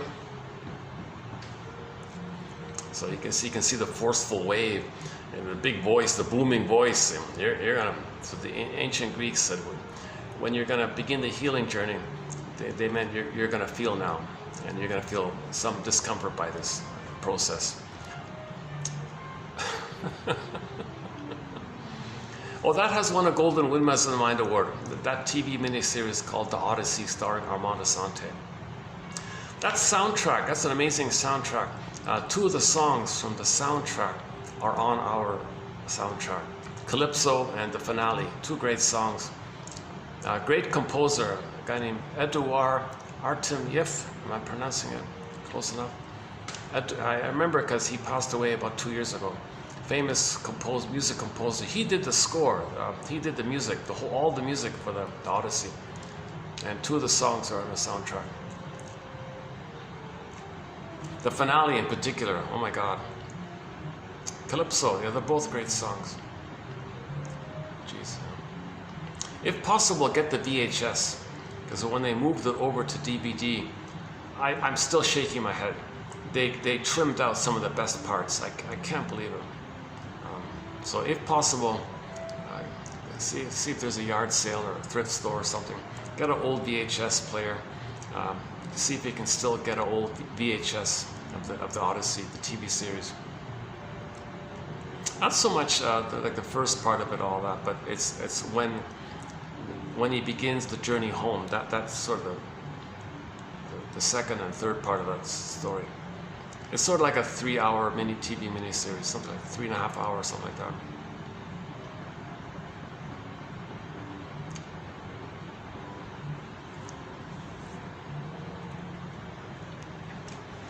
Okay, again, so this point came up about the Freudian slips and the psychosomatic symptoms, the hunches and the PTSD, and a couple of others. So that's like so-called the call to initiation. People reject it, refuse it, comes up again, you know.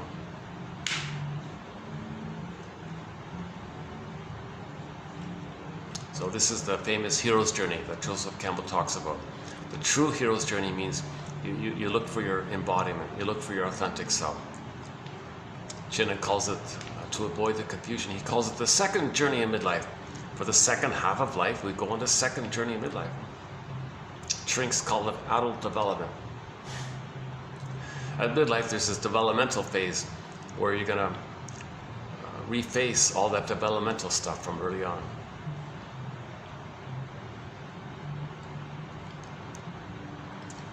Oh good, things are a little quieter. Oh, this is a nice little spot here. Yeah, let me take a little. This is my 3rd coffee, right? To tell you the truth. Because when I came the first time, I had to buy a coffee, and then I had another one actually. Here's the 3rd one here. Yeah, this is too much caffeine for me. I'm not a caffeine drinker. One's sort of my limit, and there's a 3rd one in front of me.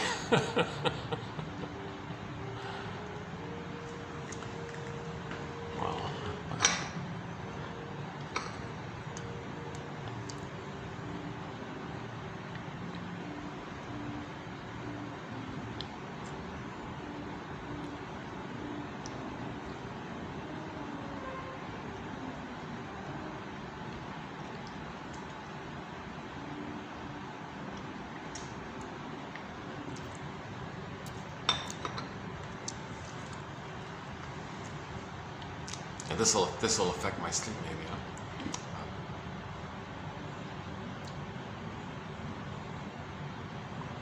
So okay. So part of the narrative medicine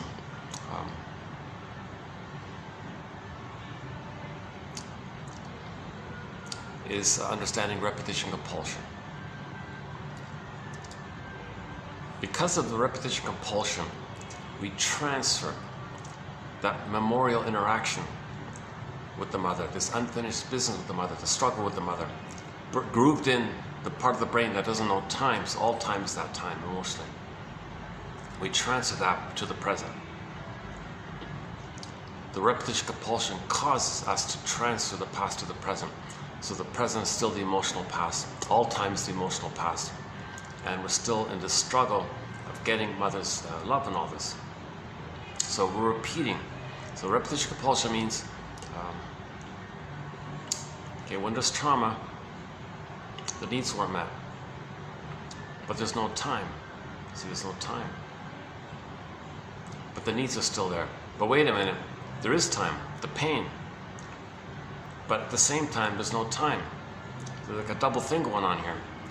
The pain of mother's rejection causes the compulsion to repeat.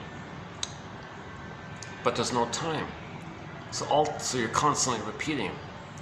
Memories are relational, baby and a mother. Baby cried for love, mother said no. Baby cried for love, mother said no. It's relational. It's grooved in this timeless part of the brain. And all the energy, the id, the life force energy, is fueling into it and driving it. Imagine this as a metaphor being grooved in on a 45 disc record. Let's call it the cry for love. Edmund Burglar's metaphor is this. Every neurotic is a music enthusiast, but he only has this one record, this 45. He carries it with him everywhere he goes.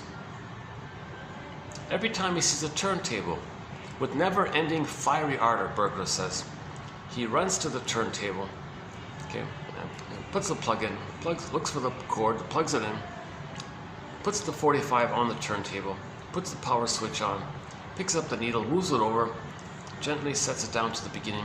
You can hear the crackles and the scratches, and he's going to play that tune. New situation, new place, new interaction, new whatever, he plays that tune. New situation, new job, new relationship, he plays that tune. Every new situation, he's going to play that same old record.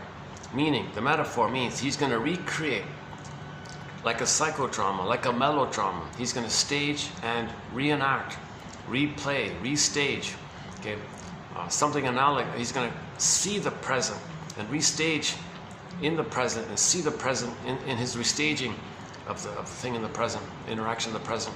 Something that resembles or can be seen as the past. Because emotionally, he's going to transfer the problem emotionally with the mother into that scene, into that melodrama. So the melodrama, the psychodrama, he's going to replay that original scene. Mother, I need your love. Mother said no. Mother, I need your love. Mother said no. New situation. Plays that record. Now here's the thing. This replaying can take two forms. If the child is traumatized prior to 18 months, it's going to take the aggressive, it's the more perverse, disturbed way. If the trauma is post 18 months but prior to 36 months, it's considered the more benign, direct way. So let's do the more disturbing way first. 18 months seems to be, they say 18 months is the ballpark time when babies lose the infantile megalomania. So all babies think they're little gods, they're little kings, they're little magicians, everything's for them, everything's about them, everything serves them, everything is them, solipsism, everything's for them, everything's about them. They don't have to care, they don't recognize others as people and themselves as a people, as a person, because he's a little god, little king, little god. So all babies have this delusionary thing, unconditional, hallucinatory omnipotence. He thinks he's a little god like this. So it starts in the uterus. In the uterus, he's in a blissful oneness with the mother, not knowing that the mother's a separate person. He's a separate person. He thinks he's just a little god, and mother's him, or mother's there to serve him. And he's kind of special like he's, wow, no problems, no conditions. All of his needs are met automatically. Food gets sent down, oxygen gets sent down. The safety is always there. No interruptions, even the waste elimination spirals up two of the veins in the cord, the placenta metabolizes everything. It's all kind of smooth and rhythmic, it flows. He's in a oneness, a blissful oneness. He's considered in a blissful oneness called the Garden of Eden, Shambhala, Shangri-La, Nirvana, Avalon, any kind of paradisical state. He's considered to be in paradise, where it's all him, he's the universe, or maybe he's the center of the universe, or the universe revolves around him. Everything about him. He doesn't. There's no psychic boundaries. He doesn't understand where he begins and ends, where the mother begins. He doesn't have any of that kind of stuff. He's just him in there, and the mother's either him or just there for him. So he feels kind of special, thinking he's the whole universe, or he's a king in his own he's the king in his own universe. Something wild like that. He's considered to be in a blissful state, in a blissful condition, okay, called the oceanic feeling, the oceanic oneness. Okay.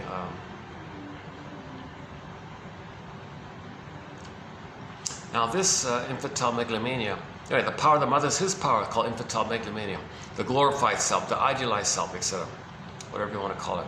Now this kind of phenomena dissipates ballpark at 18 months of age. So he has it in the uterus.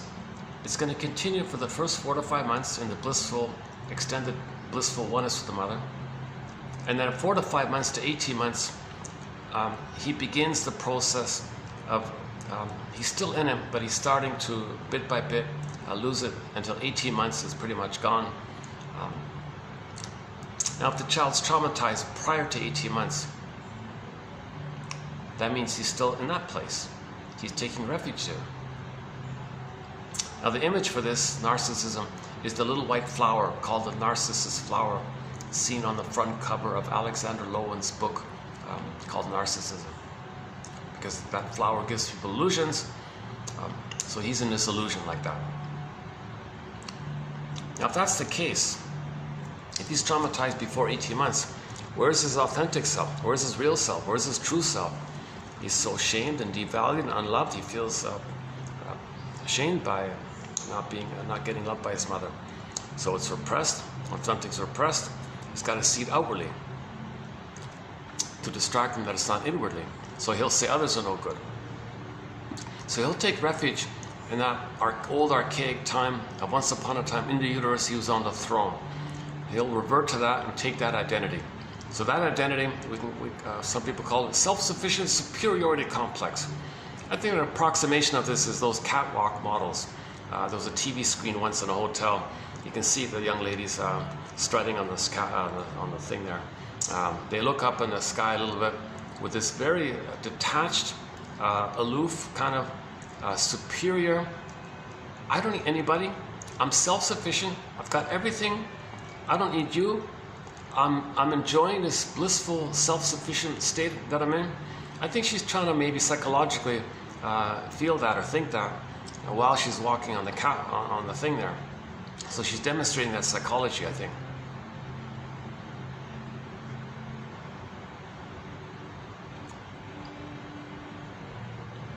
So that's not to say all models have the narcissistic personality pattern or something like that, but yeah, it would certainly help, I guess, right? Oh, I don't think so. I think if a woman's healthy, it's like emotionally healthy, then she would attract it. That'd be much more interesting, right? But usually you see the models in a kind of cold-looking way, right? Them appearing cold is the message that they're self-sufficient, they don't need anybody or anything, so they're taking refuge in that time in the uterus when they were on the throne. So the catwalk model, I'm on the throne, I'm a little king, I'm a little princess, and all, etc.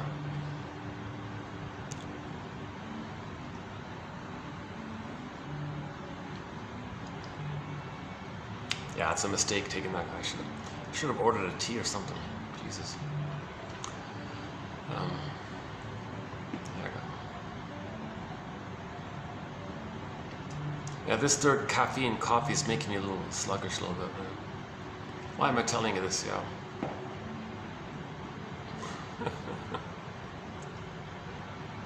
See, that's like a moment. That's a child moment in me. If I'm like telling somebody, oh, feeling not so great or something. That's what children do with their mothers, right? Mommy, I'm in pain, you know. Well, there's the sky train. Let's see. Oh, okay, never mind. Some kind of travel thing. Yeah, it's kind of interesting interesting scene here, bro.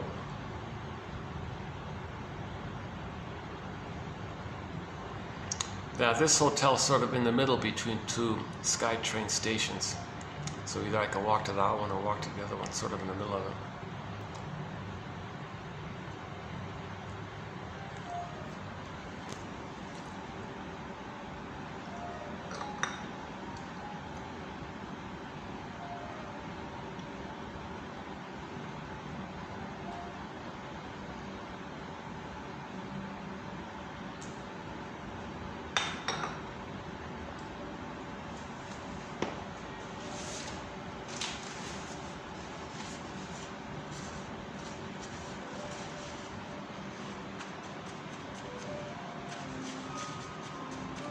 Oh boy, yeah.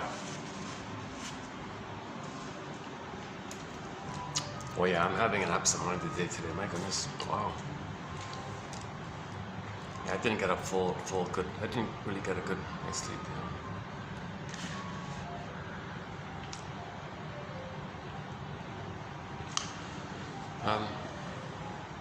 yeah, so a couple of things are taking place if the baby is traumatized prior to 18 months. There's way more pain going on. You didn't get enough love even to get past 18 months, to get over that 18 months hump, you know, that critical time where he loses the illusion of his little God like that. He didn't even get enough love to allow that phase to take place. He's still got to take refuge and he's stuck in that dwelling place. Okay, the narcissist looks into the pool of water. He sees the reflection of himself and he's transfixed there. It's only him and he only sees himself, so everything's about him. That's what that means, right? Now, by the way, his feeling self, his beingness is echo. Echo turns to a statue. So when echo turns to stone, okay, and narcissist becomes that little white flower, that's the psychology of trauma. That the soul is frozen or turned to stone, okay, and he's in this delusionary thing that's all about him. And it's addictive when he's like that. Now, the baby isn't in any kind of addiction like that. He's just going through that phase, like from being a zygote, right, to the child inside. He's in that kind of phase like that, and he can get out of it. Now, but when people are out of it, and there's stress in their life, then they go back to it, they get some of that blissful feeling. They go, wow, that's pretty cool. Then they don't remember that. Then you keep doing it, then it can kind of be addictive if you're kind of always going back like that. It's meant to go forward kind of thing. But if it's too much pain, you don't have enough story, you don't have enough medicine, you can't grieve, you don't have caring witness to grieve, you don't have that kind of support or awareness, you may take refuge in that blissful, timeless place of paradise, okay, in your mind a little bit like that. So if you're in this kind of timelessness, recreation of this kind of timelessness like this, so that's a sign that you're feeling stress in your life and you don't want to face what's going on in your life kind of thing. So you take refuge in that blissful timelessness. You can do it with food and cookies and emotional eating, a cigarette, I guess, and or daydreaming, anything that puts you in that kind of state where you feel like you're in a timelessness kind of place or something.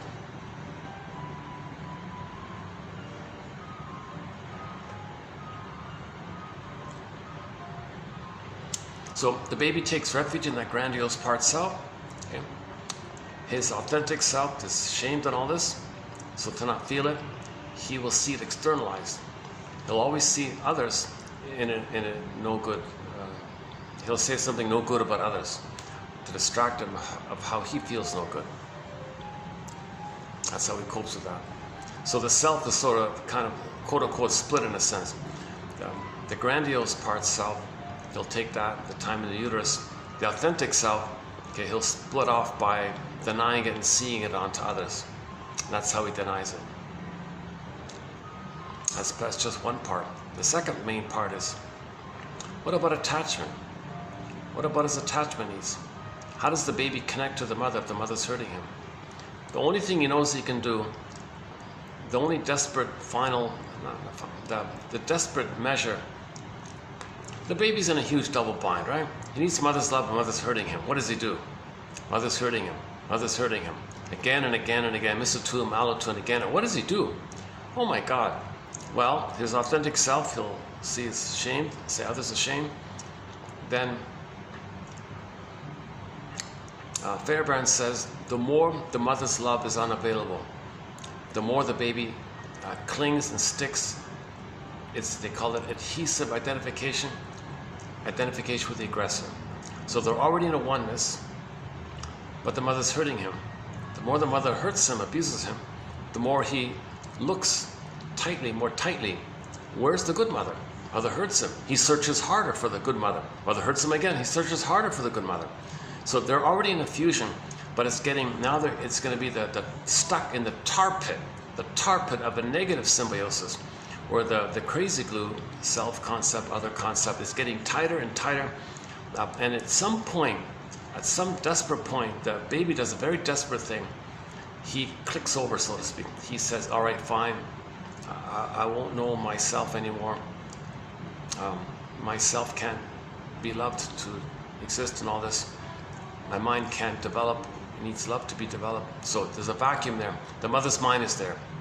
So the child adopts mother's mind as his mind, called identification with the aggressor. So now he's basically thinking, he's going to mimic the mother, think like the mother, and do what the mother does. So that's his way to have a connection with the mother, if he imitates her. Now, part of this, an important part of this, is that why the baby, also another factor of why the baby identifies with the aggressor. Okay. Number one, if he's going to act like her, then he doesn't have to feel the pain of being hurt by her if he is her, because he'll find proxies to play him, and he'll be the shaming mother, and find others to play him, and he'll shame others. That's part of it. Another part of it is everything's love or a cry for love. When the baby comes out and says, mother, I need your love, and the mother doesn't offer her love, oh mother, you're not loving, you're not giving me your love, you're hate and you're angry and there's all these problems. Well, I'll interpret that as you crying for love. Everything's love or a cry for love. Oh mother, so you're crying for love? Don't worry mother, I'll save you, I'll cure you, I'll heal you, I'll fix you, I'll make you be a loving mother. I'm a magic baby, I'm a little god, a little king, I can do anything. I'll fix you. Plus, I need a good mother so I can know myself. So I'll fix you, mother, don't worry. Maybe it's as if maybe the mother might say, or could say, gee baby, I don't think it works like that. I don't think you can heal me. I don't think a baby can fix a traumatized mother. Well, I don't worry mother, I'll find a way to do it. Tell me mother, what do you need? What did you need? Or what do you need? Or what did you need? All right baby, well when I was a baby, I didn't get my oneness experience with my mother. She wasn't around. I didn't get my symbiotic needs met. I didn't get my blissful paradise with her. I didn't get seen and soothed and responded to and accepted and all this. I didn't get any of that stuff. It was negative or it was insufficient. Well, mother, tell you what, look, we're already one, right? I'll play the mother that you need. You can be the baby and I'll see you and tell you how great you are and think you're the amazing and all this. I'll be that mother for you. Gee, baby, I don't think it works like that. Well, you know, I got to heal you because I need a loving mother so I can find myself. So I'm going to try to heal you. So I'll identify with you. I'll mimic you. I'll be just like you. And we'll be one. So you'll feel the oneness, the safety of the oneness. And I'll act just like you and be just like you. And you'll get your blissful oneness. And I'll be loyal and I'll be stuck like that. And I'll keep doing it until you feel seen and loved. And then you can separate from me and then turn around and love me so I can have my identity. Yikes, baby, sorry to do this to you. So now the baby identifies with the aggressor. So what did the mother do? Remember, everything's fused. In the child's memory, he's the passive baby and the mother hurt him. And that's part of his psyche now. They're both part of his mind. They're both a part of him. Identification. He identifies with both of that. Both of that. So what did the mother do? The mother rejected him, shamed him and all this. He identifies with her, so he shames himself. So in the new situation, the record says mother shamed him. The memory is mother shamed him. He plays the shaming mother who shames him. Yikes. It was already so painful to be shamed by her. Now he's got to shame himself. But whoa, what does he do now? He can't take it anymore. He can't do this anymore. He can't shame himself as a continuation of how the mother shamed him. Okay, but he's got to be loyal to her. He's got to shame himself to be loyal to the mother, to save the mother, to fix the mother, to finally have a loving mother. He's got to be loyal to her. He's got to imitate her. He's got to shame himself to be loyal to the mother. How does he deal with that? Enter proxies. Evocation of a proxy. Scapegoating. Emotional triangle. So when he plays the record, when he puts the 45 turntable, new situation, and the memory says mother shamed him, he'll find someone else, the scapegoat.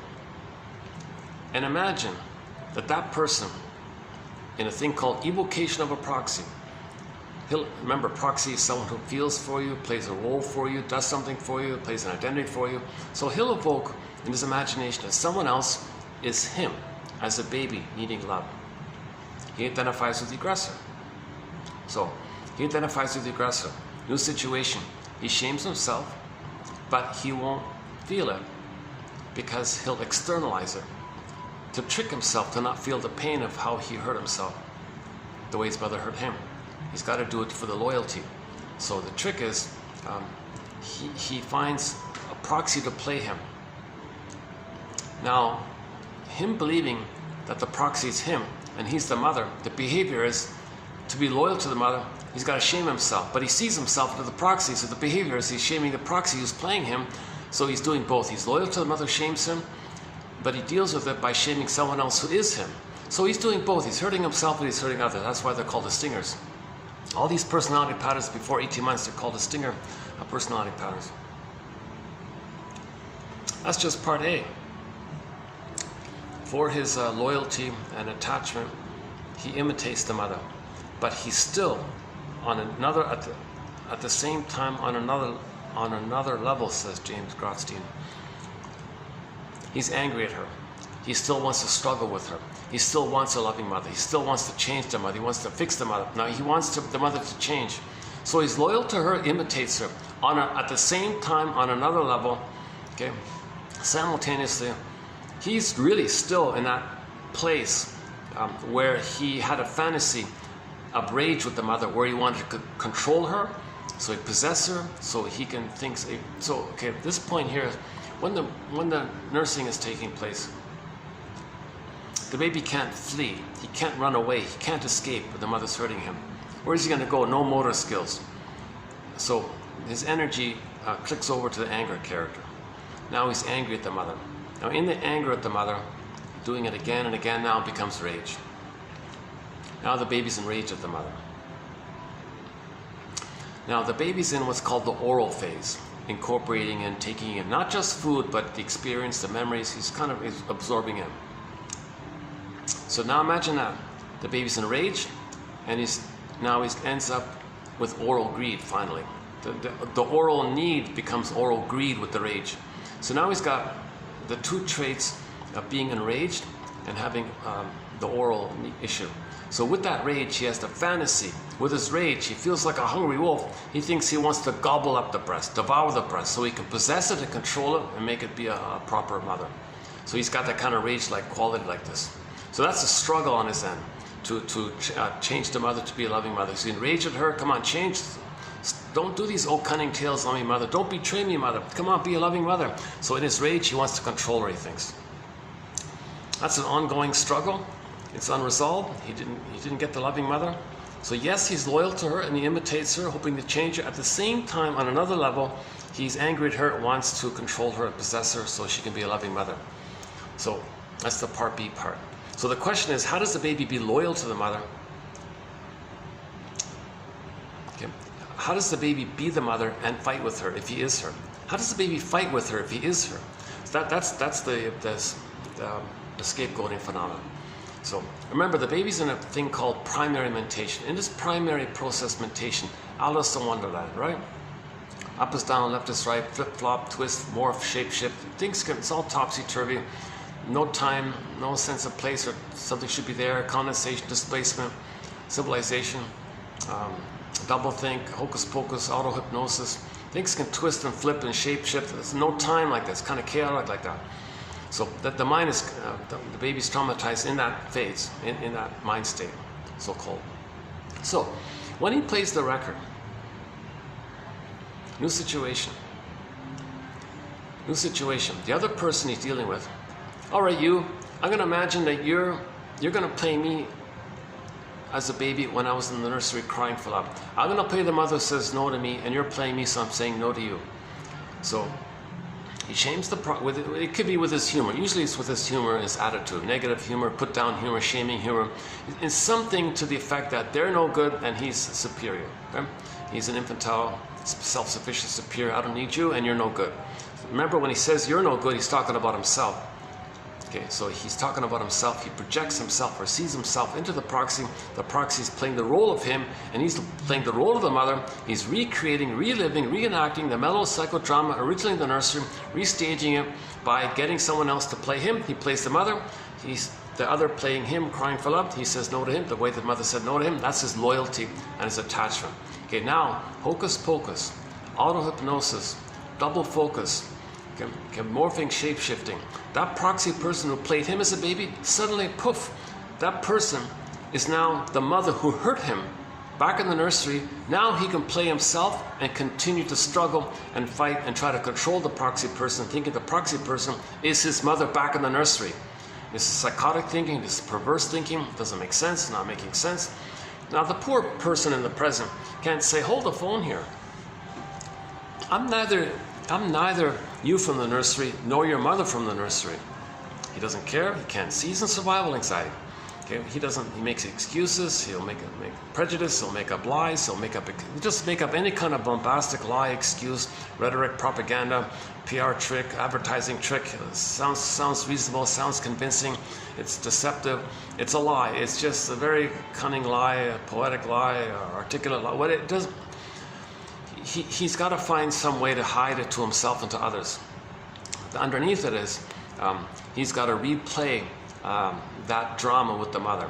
It's in a state of timelessness, okay, and he didn't get his needs with her, and he's enraged with her, he's loyal to her, and he's still waiting for one day saving her and maybe getting the love that he needs. So there's a whole drama like this going on, which he recreates in the present with others. So others will play him, he plays the mother. Then the one who played him, he makes that person be the mother. He plays himself fighting with the mother. So this is why we're not making sense. That's why stinger personality patterns. Now this, by the way, all of this is addictive. They're very addicted to this. So number one, the white flower. It's very addictive because when they replay this whole drama, they're still one with the mother. They're meshed with the, remember in the mind, they're still one, the blissful oneness. So there's that narcissistic blissful oneness going on. Now the pain of it all, well, it's externalized because the proxy's playing him, who expresses the pain, and the rest of it's numbed over with the swoon. There's a pain so utter, swallow substance up, the person goes in a swoon. That's the endorphins. Oh, this is a real treat. Oh my God. I'm curious to see what happens when I leave here. If they're gonna, maybe they're putting up with me for the first time, thinking I'll never come back. If I come, well, I gotta make good with this staff here. Jesus, I gotta find a way to smooth things out with these, because if this is this could be a regular. If things work out with those guys, I don't know if it will or not, but I'd love to make this a regular. Like right now, this is ideal. This is as good as it gets in terms of venue. Look at this, eh? The staff's back over there, so they've stopped staring at me. Okay, they're just standing right there, staring at me a bit. Not just staring, but just like checking me out or something. Oh my God, yeah. We'll see. I'm not too. Well, I'm open to the possibility of them saying, "Oh yes, sir, you can come back, do your video here. It's okay."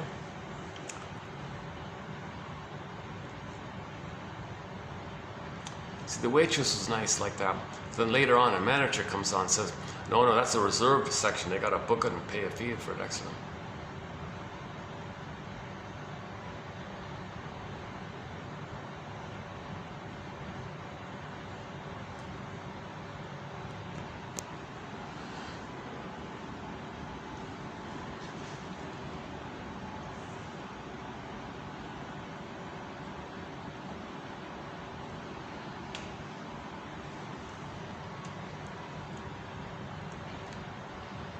Now, the common thing about the stinger personality pattern, the narcissistic pattern, the bully pattern, Iago pattern, lower functioning BPD pattern, and so on.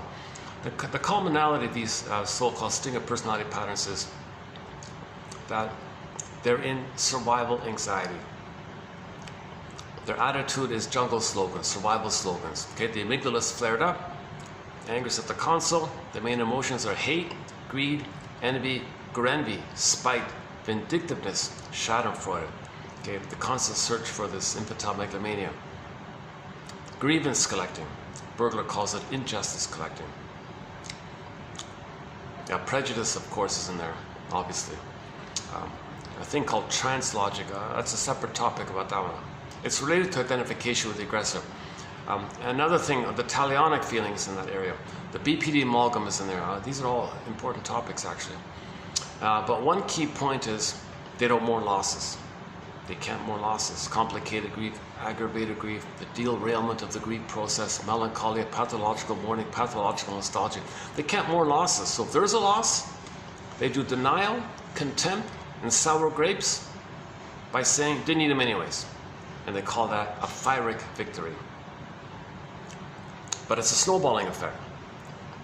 And as they get older, there's also what's called the kindling effect, because they're going to be more controlling, because they don't want to experience any kind of loss or disappointment, because that'll bring up the snowball. So they're more controlling, and they're getting older and older, more pain, more controlling.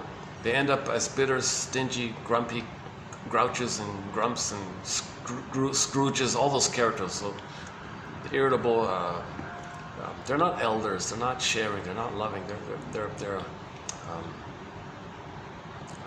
the Grinches and the Scrooges, you see.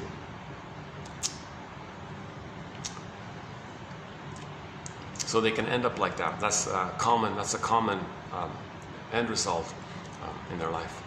They never went on the second journey. They got the call, they got the hunch, they got the symptoms, they got the PTSD, they got the mess. People may have told them about it. Stop being this, or stop being that. Why are you so selfish? I'm in survival anxiety. They never. Oh, hold on a sec. Hi. Yeah. Oh,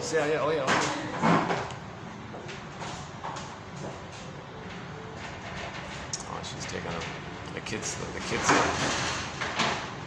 Yeah. Oh, good. Thank you. Yeah. Thanks very much. Yeah. Oh, it's a good sign. The waitress said, "Take your time." That's good. No, she came in to get one of those kids things, those little high chair things. Oh yeah, those little high chair. Yeah. His Majesty the baby.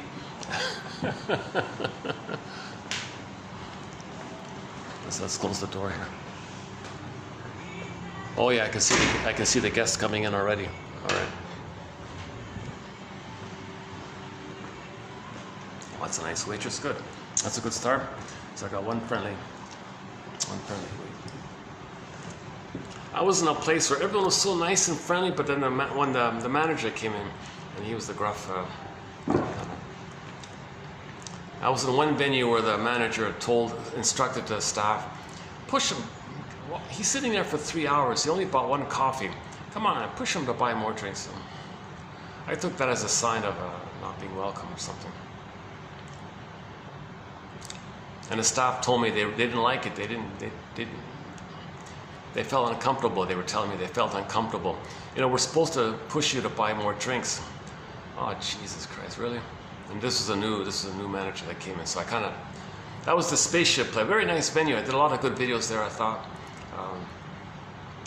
But for the time being, I'm gonna back off with that place maybe. So I started doing a couple of videos in the park. That's complicated. So I got the Swan place, potentially this one. Yesterday one, the Cherry place, the Cherry Blossom place. See, I got the Cherry Blossom place, the Swan place, possibly the park. There's this mini little, let's call it the comfortable sardine place, and possibly this new light, kind of, what do I call this place? Glass doors, lots of glass doors, lots of light. Yeah, maybe we get lots of light here.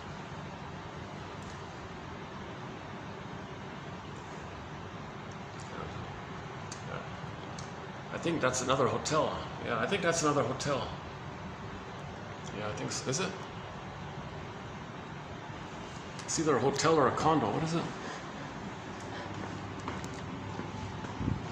Oh yeah, no, that's another hotel. Yeah, that's a hotel. Yeah, there's two of them here, side by side.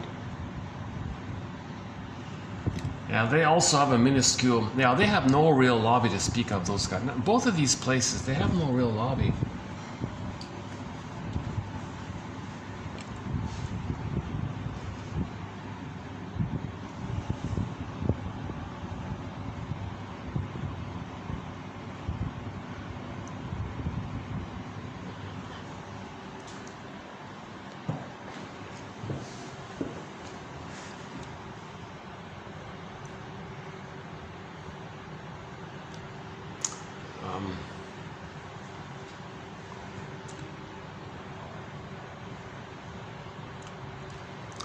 Yeah, okay, so the sting of personality patterns, jungle slogans, survival slogans. Let's do the BPD part. In the sting of personality patterns, they have a thing in the brain, in the mind, called the BPD amalgam that allows them constant survival anxiety. Meaning, since they think everything's about their survival, they don't feel any kind of apology or regret for the effects on other people. They constantly say they don't care, not their business. They're in survival anxiety. Now there's no time. So they won't be honest, they won't make amends, make apology, say sorry, I contributed to this. Why? Why? They're coming from the place of a baby struggling for his life with the frustrating rubber nipple. Maybe the nurses or the nanny is force feeding the baby. Maybe the mother's force feeding the baby. Maybe he's terrified by the mishandling that's going on. And he's enraged like this. He's in immense survival mode. Let's say the baby with his gums, let's say a 2-day-old baby bites the mother's nipple and the mother's in pain. You really think the baby's gonna like say, sorry mother? You think he's there yet? To recognize the feelings and needs and the personhood of his mother, so he can feel badly that he hurt his mother, the one who loves him or is trying to love him, and he wants a relationship, but he doesn't get there yet. He hasn't reached that. He can't care. He doesn't register. He's in survival mode. He doesn't register yet. You gotta from that kind of prototype place. So people distinguish personality patterns. If you say, gee, what you did, that's kind of hurtful for other people, they'll engage in the BPD amalgam. The BPD amalgam is a certain kind of mindset that allows you to play catch me if you can, now you see me, now you don't, hall of mirrors, house of mirrors. They can't make an I statement, they won't apologize or feel or admit. So they're switching and flipping and twisting. Are they there? Are they there? So, that thing, maybe like somebody says to the mother, you're not breastfeeding your mother, you're not breastfeeding a baby, that might hurt the baby. Oh, how about you? You're criticizing me? Who do you think you're? Like she'll attack or something, or she'll blame, accuse, find her sensitive spot and pour salt on him. She's in survival mode. She can't consider anything authentic about her. So she's always got to lie, okay, morbid lying, pathological lying, because she can't admit a real feeling, because her identity is missing. So she can't be authentic, and the attempt to do so brings up too much anxiety, so there's too much fear of the memory. So they're in panic mode. So to get away from the pain, okay, fight against her pain, she'll blame, twist, flip, accuse, turn around, now you see me, now you don't kind of thing. So so the best way to lie is to include a few crumbs of truth in it. A half-truth is the father of many, so they'll hedge, they'll make things vague, they'll flip, flop, twist, blame. I didn't mean that. Oh, you said that? You thought that? What's wrong with you? They'll blame, accuse. All the rhetoric tactics, all the PR tactics, all the advertising tactics, all the psychological, they just intuitively can do this because they're in survival mode. They're like in survival mode. Every moment's like a matter of survival for them. So they'll twist, flame. One thing that's I know that's underappreciated, I think it's worth mentioning. One of the tricks is they'll act like that they said the thing that you said. That confuses the hell out of people, right? They're crazy make like. Or they'll flip it. They'll act like you said what they said. They're like that. So they're dodging. They're like they're just confusing you. So they'll confuse you. They'll baffle you. That's part of the survival anxiety, to put the focus of attention on them, blaming them, accusing them. No, you hurt your baby. Oh, I'm a good mother. You're the bad mother. Like, they'll find some way to argue or accuse, or they'll forget, or pretend to forget, or actually forget. If it really comes to it, they'll actually forget. I don't remember. 5 minutes ago you said this. I don't remember. Maybe 5 minutes ago they had to lie to survive. 5 minutes later it's a new time. Now they only care about now. Now they want to survive in the now moment. So you call them out on it. Now 5 minutes ago you said that. Well, they can't face that, so they actually forget. So I don't remember. What are you talking about? You're lying. I don't remember. You're making it up. You're a crazy maker. You're lying. You're gaslighting me. Like they'll gaslight the other people. They'll equivocation, hedging, equivocation. They love it when things are vague. No matter what it is, they'll find some way to twist it, blame you, turn it around. They'll find it like this. This is called the BPD amalgam. Gracian calls it psychotically neurotic and neurotically psychotic. The intermingling of those two creates the BPD amalgam, the House of Mirrors. So we did very good. We did 12 videos recently on the BPD phenomena. The BPD phenomena. Okay, Gratzstein, a book by Christine Lawson called "Understanding Borderline Mothers," and a whole list of assortment of good quotes. That was a very good batch of videos we did recently. So the anxiety we did recently, the BPD recently, Arthur Janop, very good quotes there from 2745 to 70. If you want a good introduction to psychology, I personally think that's not a bad beginning. 2745 to 70, we did 26 videos on the work of the famous 70s psychologist Arthur Janop. He wrote 16 books. He synthesized psychology in his 16 books, I think. And out of that synthesis of his, I plucked out the best bits that I could find, and they're posted in those videos, comprising a good introduction to a good psychology 101. Now, still, as mentioned, as often mentioned in previous, as I've often mentioned in previous videos, the best intro to psychoanalysis is the comic. There's a comic called Psychoanalysis. It came out in '55, 4 issues, 12 therapy sessions, 3 clients. It got reissued 4 years ago into a hardback. The complete run is available in a hardback, and there's now a digital version of it. That's, to my opinion, the best intro to psychoanalysis. Self-defeat. I could spend an hour just on that comic. It's educational. It was part of the mental hygiene movement of the 50s. Yes, it's colorful and dramatic, but it's not ridiculous. It's meant to teach psychoanalysis. The company's Dark Horse Publishing. If you can find the hardback for whatever, $20, it's highly recommended. It's well worth it. The digitized copy is about half that price, I think.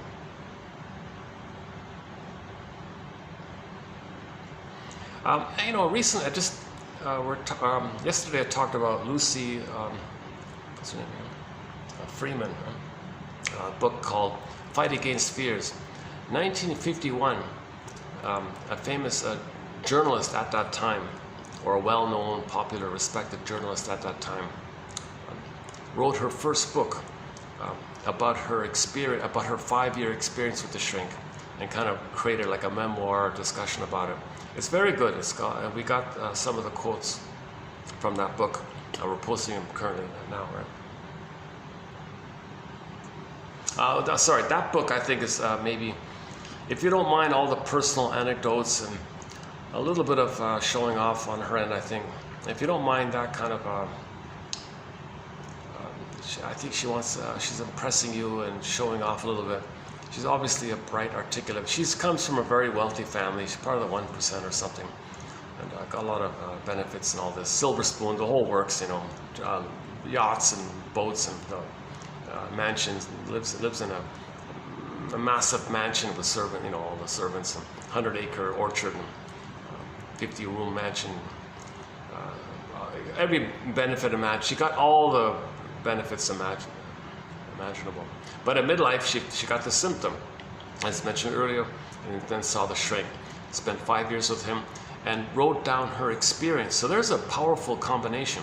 Here you got a very good articulate journalist, okay, writing about her psychoanalysis.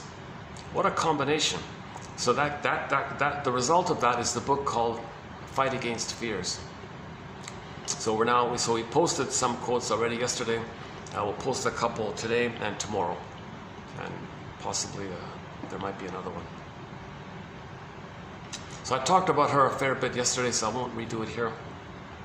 But I'm thinking that might be a pretty good introduction to psychoanalysis as well. Karen Horney's book, Our Inner Conflicts, is a good book. James F. Masterson's book, The Search for the Real Self, another good book. And there's some other resources. Then go to Grotstein and Ogden and Althea Horner. Actually, Dorothea MacArthur's book is forgot the title of it. That one's okay too.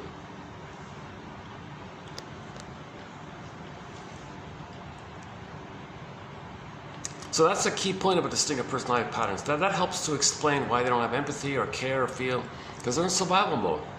Every minute it's like survival. So why would they think back to the baby?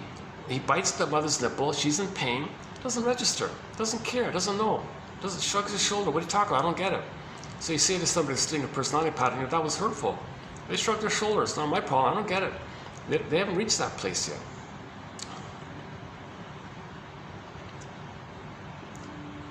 And their slogans are jungle slogans, my greedy, your greedy. Okay. So you might say to a stinger, why are you so greedy? Well, if I'm not greedy, you're greedy. No, nonsense. Not all children are traumatized severely before 18 months. The children who are traumatized post 18 months, they're kind of like, they're trying to like save others and please others and fix others. They're kind of, they're giving too much of themselves like that. So they're still hopeful too in that area. Stingers give up on the quote-unquote more human side of being human. They reject trust, empathy, trust, feelings, spontaneity, play, creativity. They forget all that stuff. They're playing infantile God, and they're addicted. Their greed and hate, it's addictive. Their envy is addictive. An immense amount of envy, because the baby thought that the mother was envious of him. If the mother rejected the baby's goodness, and now he mimics her, and to have her, when he sees goodness, he's got to hate it, because mother hated his goodness. So envy is very pronounced in distinctive personality patterns.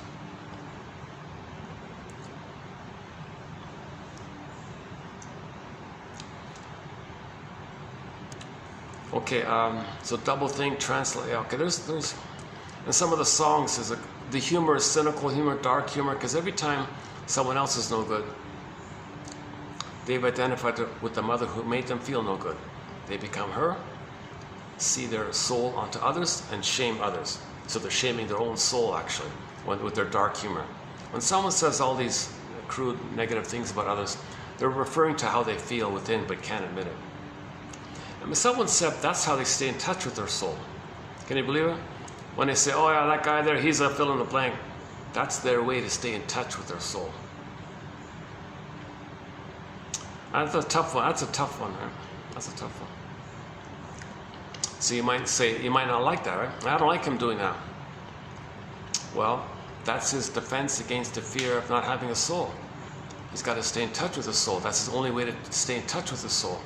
Seeing a soul onto others, he feels no good, says others are no good. That's how he stays in touch with his soul, because he projects his soul onto others. That's how he's trying to, he doesn't know it yet, but that's his attempt to have a connection to his soul. So you might not like it, but that's his defense against his fear of not having a soul. He's got to stay in touch with his soul. So he says others are no good. That's him staying in touch with his soul, that he feels no good, just not aware of it. Yeah, that's another point about that. Yeah. Okay, and all the various songs. There's a whole list of obnoxious songs we could play at this point. Yeah, I don't want to. It's too triggering. Those songs. If two stingers get together as friends, they have a lot of hostility there, right? But they don't want to direct it at each other. So the first thing the stingers will do is identify a third who they're going to hate. So, hey buddy, oh yeah, those people, fill in the blank, or that guy at the end of the street, or that guy in Tower B, or that guy who works in that shop over there. They'll pick someone or some group or whatever, they'll pick something, fill in the blank, and they'll agree that all their anger, all their shame and all this, whatever comes up between them, they'll both agree to scapegoat the third one. So they'll say that one is no good. They don't care if it's true or not, they just have this need to manufacture this identity, evocation of a proxy. The proxy is holding their shamed soul. Okay, so they're angry, they see their soul onto the proxy and shame the proxy because the mother shamed them.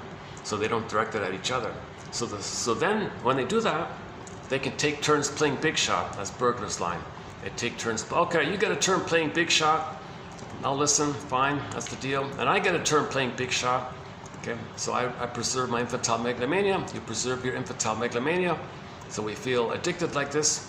And if anything comes up that's authentic, okay, we escape the emotional triangle. We'll say the other one's no good.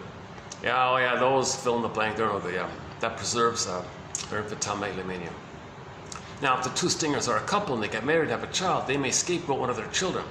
They may actually deliberately, unconsciously, unknowingly make one child feel so unloved, he becomes naughty. Okay, they want that child to be naughty, to give them an excuse to say, look how dangerous our child is. We have a right to discipline or spare the rod. Now the slogan, spare the rod. That's an excuse to discharge their hate. So they have tension between the husband and wife, but they don't want to direct it at each other. So they create an excuse, a rationalization. Sounds reasonable, kind of, spare the rod one. It's just a cloak. It's just an excuse. Shall I compare thee to an onion? The real motive is to discharge their anger. So they use that excuse to discharge their anger by saying that the child is naughty. Okay, the slogan. Then the husband directs his anger at the child. Wife directs his anger at the child. Then the husband and father can get along with each other. The child goes along with this to keep his parents together, because he wants to save his parents, heal his parents, keep his family together. This point in that comic psychoanalysis, this is the topic of Freddie, by the way. Okay, we did 4 videos on this called the Murray-Bowen's theory, Murray-Bowen family systems theory, whatever, this emotional triangle issue. He places a huge emphasis on this point. He thinks this is a really underappreciated point about the scapegoat, this triangle, right? So the parents, okay, scapegoat the child, to use the child as a quote-unquote punching bag or something, so the parents feel relieved. See, the parents don't feel. When you don't feel, you get the pain. The pain leads to tension. The tension, pressure cooker, you want to blow off steam, so they blow off steam onto the child. Poor child. So in the Freddy cartoon, the Freddy comic, they finally took Freddy to the shrink. Hey, shrinker man, Freddy's such a messed up kid here. This is too much for us here. Fix our kid here. He's something wrong with him. Oh no, he's the symptom of you two guys. Something's wrong with you two guys. Freddy, here's a quarter. Go play pinball. Back in the 50s, right? Go to the. What is it again? Go to the. What were those things again? Go to the jukebox and here's a quarter.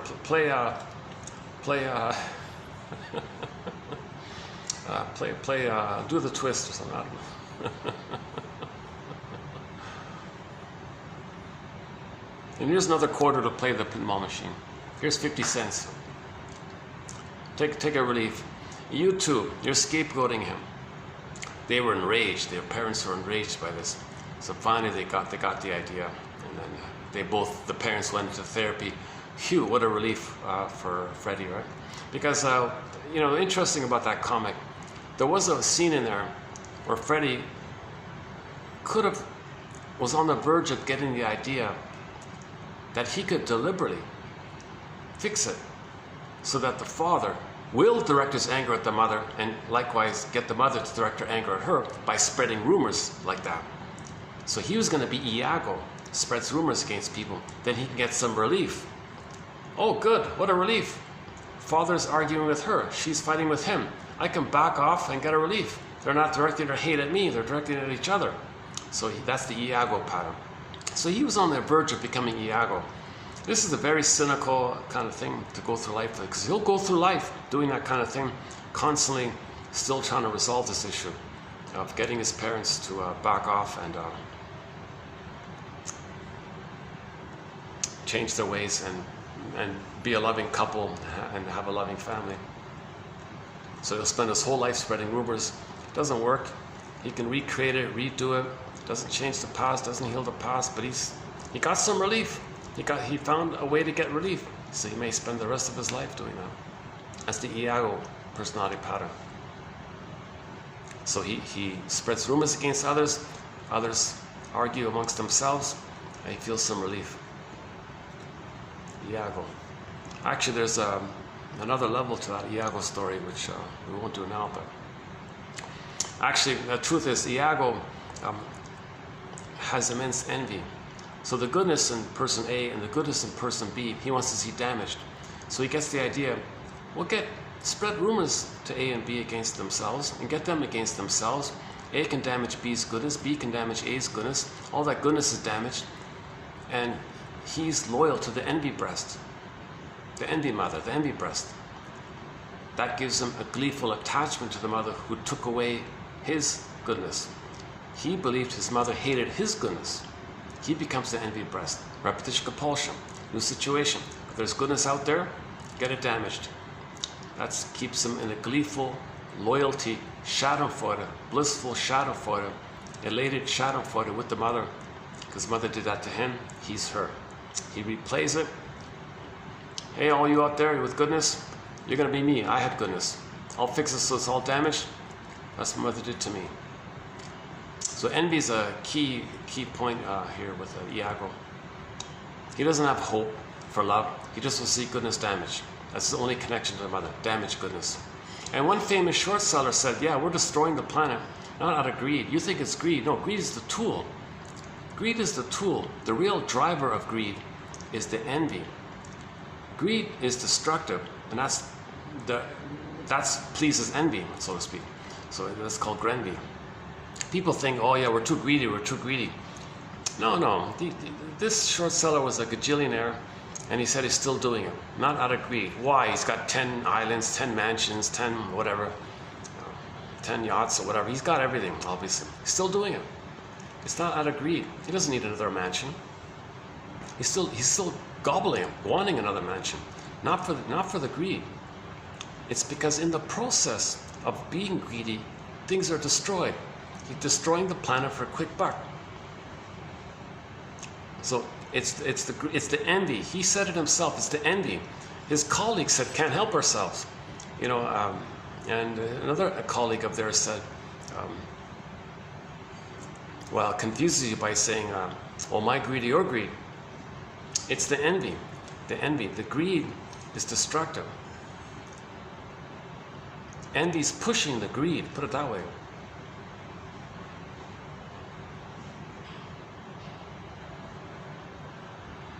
Okay, I'll talk about that. For more on this point, go to 2725, part 3 of 3.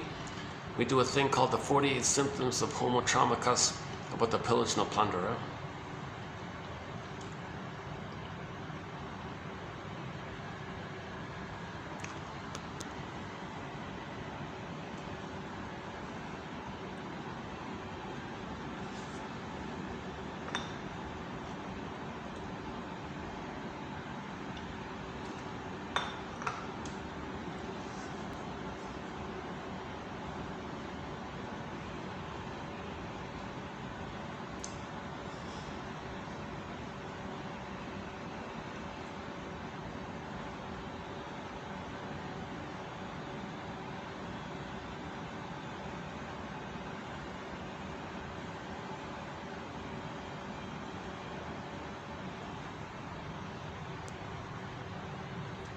Oh, very expensive coffee. Oh, it's very expensive coffee, by the way. Oh my God. But for this luxury, yeah, I think it's worth it. If this could be a regular, oh my God. If this could be, I got AC. It's kind of enclosed room. I got lots of light. Like a sky train's path. Okay, no birds. Okay, we missed the birds.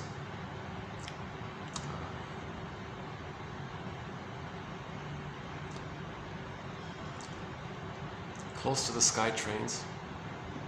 Geez, yeah, maybe.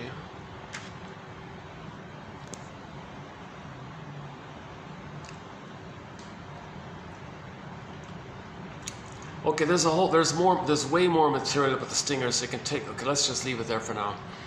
Okay, the clingers. Okay, so all babies begin with "I'm not okay, you're okay." When the baby's rejected, he feels defective and flawed. Something wrong with him, he feels defective if the mother's hurting him, obviously. Now the baby may think he's going to save his mother. He can't save his mother, so he failed. Now he feels guilty, so he didn't save the mother. He failed in his task. Is that because he's defective? Now he's got unconscious shame and unconscious guilt. He added up, he feels not okay. But the mother must be seen as okay, even if he's got to do the splitting trick. Sees the mother as a monster and hallucinates a goddess and puts them in separate bins. Okay, so why does the baby think the mother's a monster? It's a projection of his rage and oral greed. They're fused. If he's enraged and oral greed, the mother's enraged and oral greed, but the mother's got all the grand power. She's the giant, she's the nursery. So things are exaggerated. Alice in Wonderland, things are exaggerated. So he puts that in a separate bin, splits it, compartmentalizes it, hallucinates a goddess. Oh, there's my mother. To survive, he'll lie to himself and say mother's wonderful, even though she's hurting him, and sees her as a monster. Makes it up. That's not my mother, that's some other entity. I don't know what that is. It's his mother. He denies it, splits it. No, hallucinates. So he's got to see the mother as good. So all babies begin with "I'm not okay, you're okay." Now, in the case of the stingers, he can't hold on to that. He can't hold on to a soul of "I'm not okay, you're okay." So he says, forget about it. I'll reject my soul, so to speak. I'll see it onto others, identify with the aggressor, and say others, being me, are not okay. And I'll take refuge in infantile megalomania of being on the throne, self-sufficient, superior. That's me there. So he'll be addicted to that. So his mindset will be, I'm okay, you're not okay. Once again, when he says you're not okay, he's talking about himself projected out like that. Now the clingers somehow manage to get enough love post 18 months. So they hold on. They manage to hold on to the original setup of "I'm not okay, you're okay," and they're stuck there. So the baby wants to save the mother, please them. He's still doing it. So they're the caretakers, the pleasers, the preoccupied. They're childlike. They self-sacrifice themselves, still trying to save them. They have this deluded hope that they can still save others. So they maintain the original setup of "I'm not okay, you're okay." So when the clingers and the pleasers and all that, when they put the record on and they recreate the past into the present, they recreate that. So in the new situation, they play themselves. They didn't identify with the aggressor. They play themselves. They'll see others as they need a good parent to help them finish development. It's not going to work. Disappointed. Now again, when the clingers do this, they do it again and again and again. They're meant to know. They're meant to know that the mother didn't finish their development. Now the stingers, when they repeat it, they're meant to know that how they're treating others, that's for them to know that that's how the mother had treated them.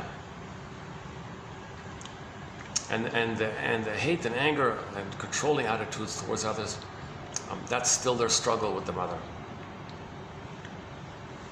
The clingers are kind of more benign. I call it direct and benign. They just play themselves, expect too much from others, disappointed. That's what happened. Okay, when the baby's in the rapprochement phase of development post 18 months, he wants mother's support, to be a secure base, to provide emotional fueling, to give him the message that he can learn about himself and not lose her, and she'll be around and all this. So that was all missing. So he's kind of in that childlike place where he can't quite yet know he couldn't quite complete the psychological birth, right? He's still hopeful. He's still stuck in that between phase. Okay, the Stingers give up on, I don't care about that stuff anymore. I just want to play infantile God. Forget about the human side of being, the more quote-unquote more human side of being human. I just want to play the regressed infantile God place. It's too much fun there. It's too addictive. It's too much fun. Who cares about all that feely stuff? Get over it. One of the song slogans is "Get over it," right? Because they thought the mother said that to them when the baby's crying, "Mother, I need your love." They thought the mother said to them, "Get over it, baby." Whoa, they identify with that. If others have feelings, get over it. They repeat it.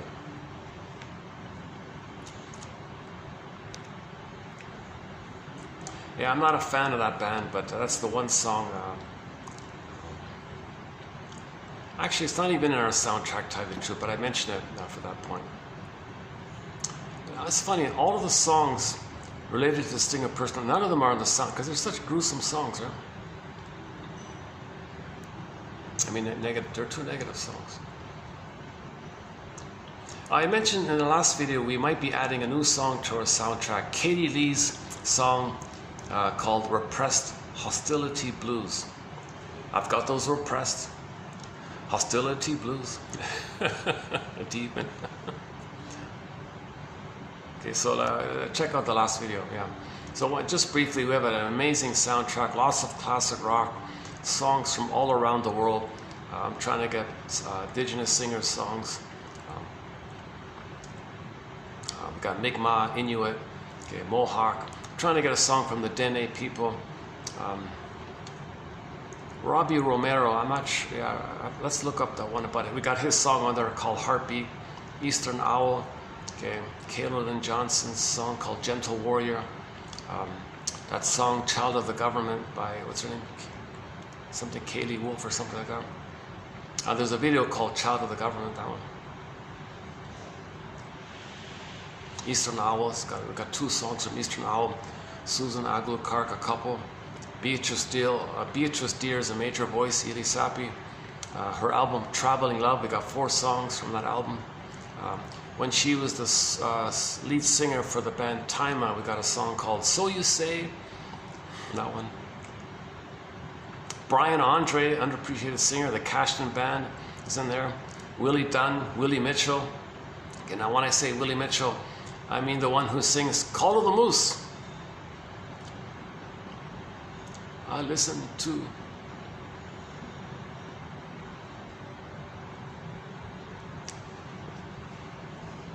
He sings Birch Bark Letter, I Promised You a Song, Big Policeman, Killing Your Mind, a bunch of others, yeah. Willie Mitchell, Willie Dunn, Kelly Fraser, one of hers, and others. So we got a lot of good songs by indigenous groups and singers. Classic rock, yeah, Kenny Shields of Street Heart. Okay, there's a whole long list there. Yeah, I mentioned Steve Perry at the beginning, his song called For the Love of. Well, sorry, I'm borrowing the phrase For the Love of Narrative Medicine, but on that same album that song is on, there's another song called Friends of Mine. So that song's on our soundtrack, Friends of Mine, about the only child syndrome. So I won't go into that one. Because Steve Perry's an only child, so usually there's issues with friends, friendships in there. So he talks about this issue of friendships. You can't buy friends, no matter who you are, you can't buy friends with caviar. That one there. It's a blues rock song, very good song, yeah. Elizabeth Gruner does, in my humble opinion, the best version of Solveig's song. So in the Peer Gynt opera, there's a song called Solveig's Song.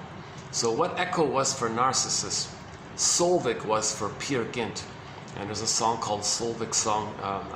I've scanned the whole, hundreds of people sing. I think Elizabeth from Germany, Elizabeth Gruner or Grunner, one of those two, sings the best version of it. It's an opera song, sweet, emotional song, yeah. Oh my God, Deborah Kaya, a lot of great songs. Ziana Zain, a lot of great songs. Na Ying, great singer, very feelingful singer. Yeah, she recently did on some kind of like a concert. It's on YouTube. She recently did a new live version of her song called Mo. about the grief process and all this, like, you know, how you feel when you lose someone you love, that kind of thing. Yeah, that's a very nice version. Na Ying got a couple of songs by Na Ying, Wang Fei, Xiana Zhang, and a whole bunch of songs by Xiana Zhang. She's a key musical voice in her soundtrack, Xiana Zhang from Malaysia, yeah. Alton Gun, the band, and one of their songs. 2 songs by another Turkish singer, Sertab Erener. One called Buddha, both the studio and the live. The one with the dancer though, and her updated, revised version of her song called Olsen, also about the grief process. Olsen. That's the one in the video where she's hugging the fig tree or the apricot tree or something like that. One of those trees. I'm trying to get songs from all genres, from all around the world, all languages. I'm trying to be inclusive. Now, most of the songs do have some psychological message to it. Some is just there for fun and all that, but yeah, I've got those repressed hostility. Yeah, for sure. Let's announce it. Yeah, so definitely we'll include that song. So it's now official, I think. Let's include that song. Repressed Hostility Blues by Katie Lee. So that makes 4 of her songs on her soundtrack. It must be something psychological. Shrinker Man, Shrinker Man, Shrinker Man. And Properly Loved. That's a good one, another good one. And Repressed Hostility Blues. Jesus. It took me a long time. I had a resistance to including that song on her soundtrack, but I think I've finally come around to it now.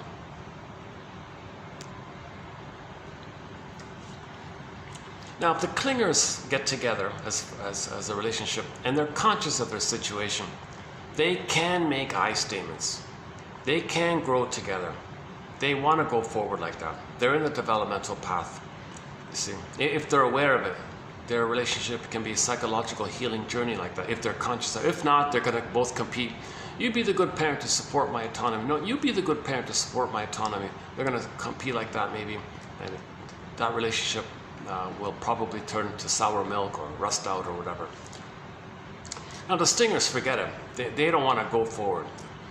They can't make I statements, so they can't go forward, or they don't want to go forward. So they're just stuck playing infantile God and narcissism and all this. Entitlement, narcissism, that whole thing. But the clingers, if they're conscious, they can grow together. Now if they're not, okay. Now if the clinger marries the stinger, yikes. There's a disturbance there, because the clingers say, I'm not okay, you're okay. Stinger says, well, of course I'm okay, you're not okay. The stinger's thrilled to have somebody to damage, shame, destroy, be envious against, hurt, or shame, belittle, hate, and all, because they're married to mom. They use the clinger as a proxy of their child innocence to shame. The clinger says, ouch, but that makes sense because I'm not okay, you're okay. How do they do that? It's called sweet lemons. The clinger says, no, they're not sour, they're not bitter and sour, they're sweet. They lie to themselves to fit the template. I'm not okay, you're okay. Stingers love this arrangement. They love this setup. They can continuously be addicted to shaming their partner. They hate their partner, they contempt for their partner, and they feel blissfully united with the mother in the mind. Clingers say, well, I'll save you, I'll fix you, I'll cure you. Couldn't care less about that. They're just too addicted to shaming them and mocking them and belittling them and saying these terrible things about them behind their back, whatever. They have contempt for their partner. You're such a fool. But I'll use you to play my innocence to shame. That keeps me bonded with my mother. So the clingers finally, after 6 to 7 years, wake up and say, oh my God, I can't believe this whole time I've been nice to them and helping them. They've been hating me and hurting me. I can't believe this took place. Yikes, they feel awful. They feel they want to vomit or something. Go to a waterfall, take a long stand under the waterfall for who knows how long to walk, to try to cleanse themselves. Like they feel really icky by this. Because the whole time they've been nice to them with this positive hope like this, they've been attacked and hated all the time. See, it kind of gets to you. You feel icky. So the clingers finally wake up, leave of course, and then write a self-help book entitled Codependent No More. Or they might play April Wine's song. Miles Goodwin passed away a couple of months ago. April Wine's classic rock band, April Wine. We got about 3 of their songs on our soundtrack. One of them is Won't Walk Down That Road No More. Or they might play the Gloria Gaynor's famous song, I Will Survive. And we play the Glee cover of that. It's a combo, I Will Survive plus Survivor as a combo song. That's a very good song by the Glee cast. Yeah, we've got 3 songs by the Glee cast on our soundtrack. That one there, I Will Survive / Survivor. More Than a Feeling, very good one. Boston's More Than a Feeling. And the third one is the third one in there. Rumor Has It / I forgot the second part. Someone Like You?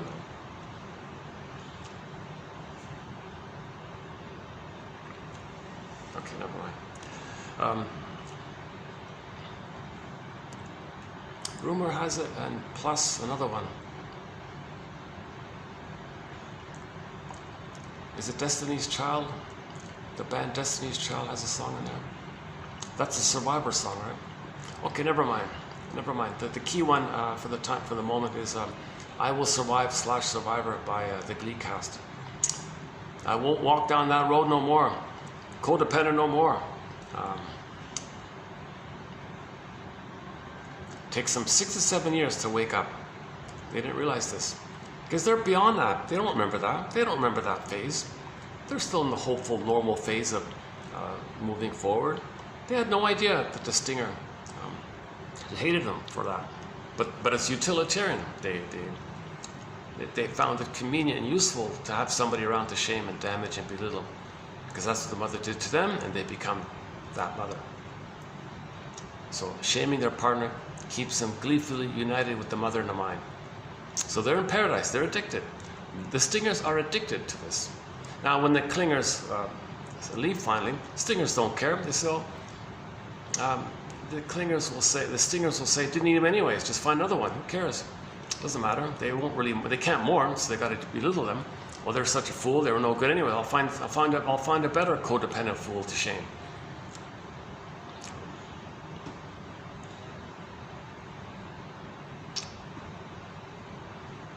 The clingers are in a dilemma because they'd like to find a healthy person to help them resume development, but healthy people marry healthy people. So they're not interested in playing parent for them. So the clinger has to either get to that adult healthy place and then find the healthy partner, or find another clinger and together move forward together like that.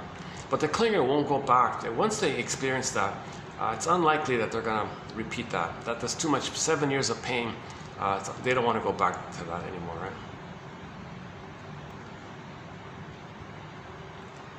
Now we're talking about the clingers. The confusing thing about the clingers is the clingers and the pleasers. I'm talking about post 18 months. Now, in the prior to 18 months phase, within the narcissistic types, you got various narcissistic types. One of the narcissistic types is the clinging vine narcissist. That's different. The clinging vine narcissist is still narcissistic. So the clinging vine narcissist can marry another different type of narcissist, the turtle narcissist, the exhibitionist narcissist, etc. They can marry one of them, and they can still get along that way, right? In their narcissism.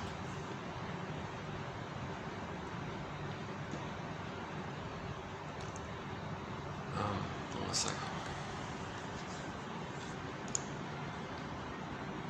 Yeah, I'm battling this caffeine withdrawal right now, to tell you the truth. Do you have any water? Drink some water.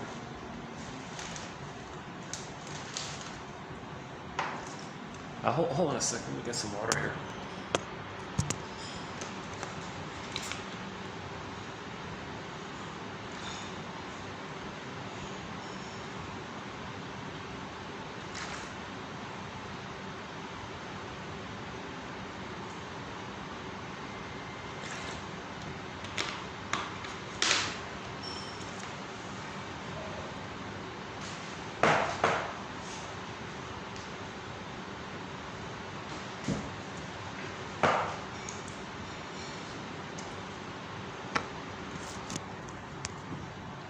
So normally I'd play a song if I need to take a little break or something.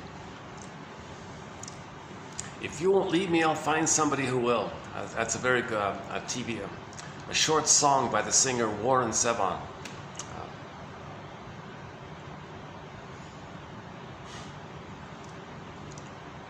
A very psychologically minded song, that one there. Because he's repeating it. Mother emotionally abandoned him. Mother wasn't around for him, kind of thing. So he replays it. He finds women who will reject him because he was rejected. Abandon him because he was abandoned. So he chooses that. He creates it, makes it happen. So he wants that. He doesn't want it. He's repeating it until he can know what happened. One day a woman said, "No, I'll be here for you. I won't leave." He freaked out. No, well, then he regressed to the stinger role, and he'll leave her. I'll leave you, and then later find women who will leave me. If you won't leave me, I'll find somebody who will. Great song. Warren Zevon, or Zevon, Z-E-V-O-N, I think. That's the title of the song. If you, a lengthy title. If you won't leave me, I'll find somebody who will. He was commissioned, that singer was commissioned to create that song, to be the theme song to a sequel for Route 66, which never got made. Oh my God, go to TQ 2599. 2599. You'll find 11 psychologically minded quotes from that classic show, the original 66, Route 66. In particular, the first 5, the albatross and the future and the birth trauma, the hate and love one, the grief one, third side of the coin. It's great stuff. Oh my God. Some of the best quotes in our collection come from that right there. Your mission, should you choose to accept it, is to look up 2599 and read those 11 quotes, in particular the first 5. They're all good. They're all good. That's a good example of this collection here. No one has ever printed those quotes from the 66, the classic show. No one has ever wrote it down. It's not in a book. You can't find that anywhere. I kind of like hand wrote it out myself, kind of thing. So these are hard to find quotes. And how do you, it's an expensive DVD set to get, it's not, I don't know, maybe now it's available for free online, I don't know. But Judd for the Defense, another good psychologically minded show. We got the quotes from that on our collection, and many others. And that's a whole exciting thread. Psychologically minded TV show and film quotes. That's a fun one. It starts with Route 66, 2599, that one. The Fugitives in there, The Many Loves of Dopey Gillis is in there. And Barney Miller show, the Rhoda show, like one or two quotes from a variety of shows. The most recent one I think was from the Drop Dead Diva metaphysical science fiction legal comedy show, Drop Dead Diva, right? Got a few in there. Yeah, I've got some very good ones in there. That one about the law, that's a good one. Look up that one.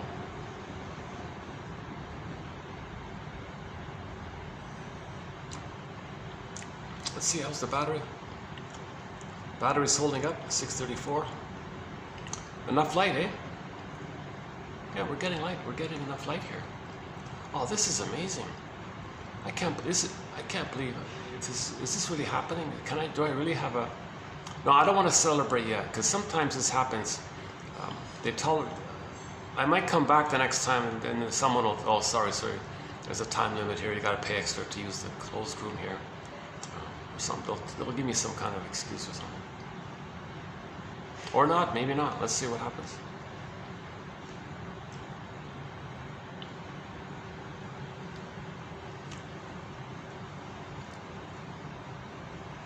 The light is okay so far.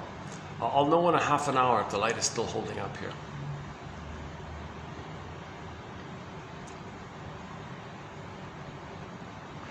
So yes, one of the key quotes from yesterday is about transference.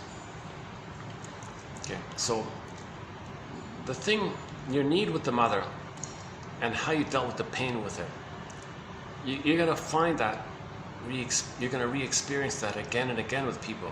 So if you notice it, it's a huge relief just to notice it.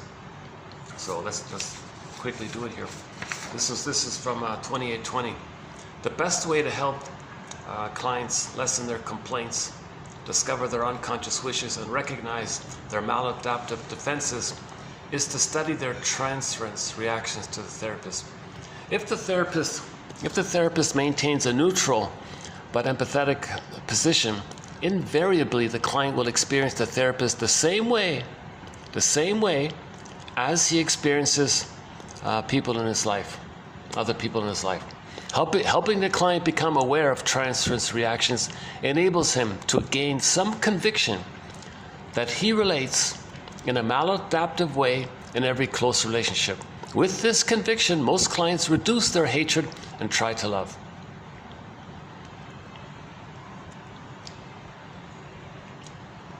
So any close relationship, you identify the unmet need,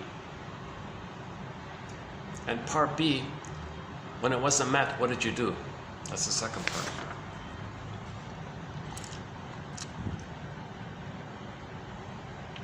Just as the study of transference reactions to the therapist helped my clients gain more understanding and mastery of the way they related to their partners, a study of their resistances had a similar effect.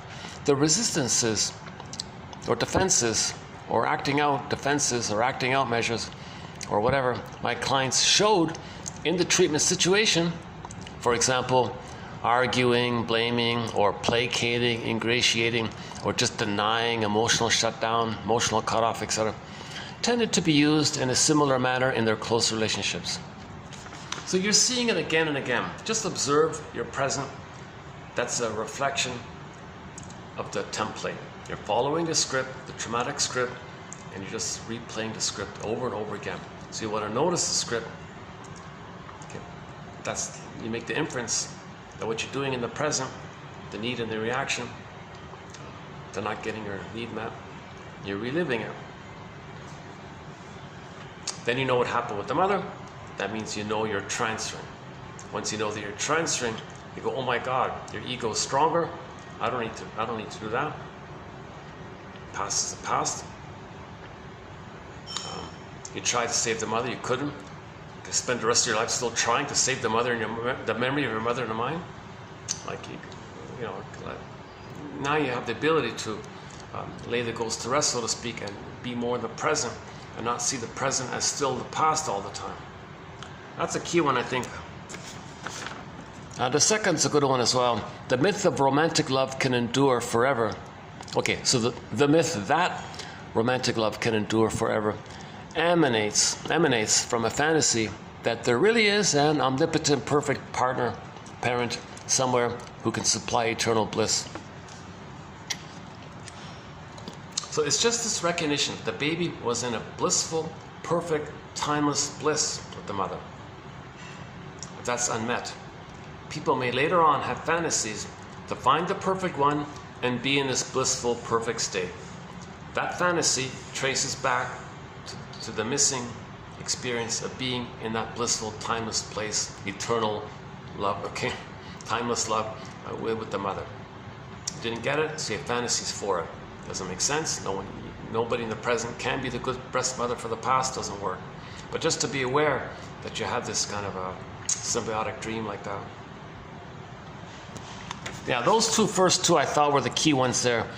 If you go to the last video, there's also one about clinging love, one about the two on the clingers, one on the stinger, and some other good quotes here.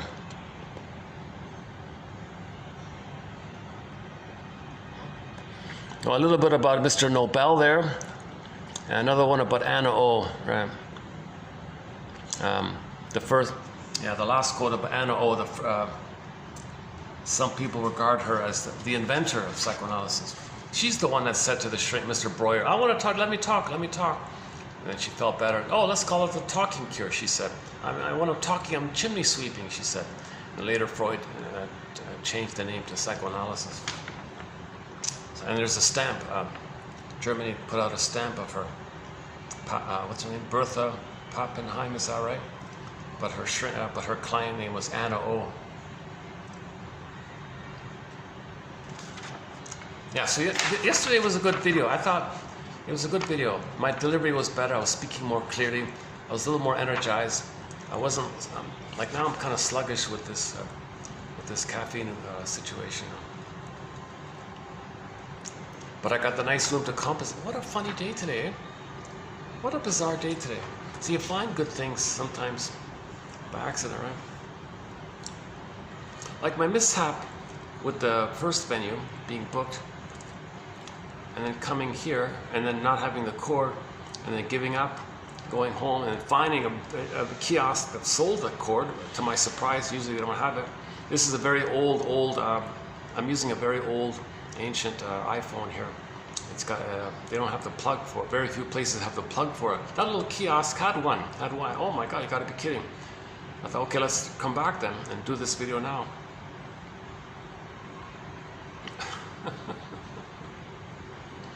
And it all began with my unconscious saying to me, "No, I don't want to do a video. I'm going to make you forget the cord." So I forgot the cord. So the real feeling of not wanting to do the video, I unknowingly, unconsciously made that happen by forgetting the cord. But I didn't know I forgot the cord. I always remember the cord, right?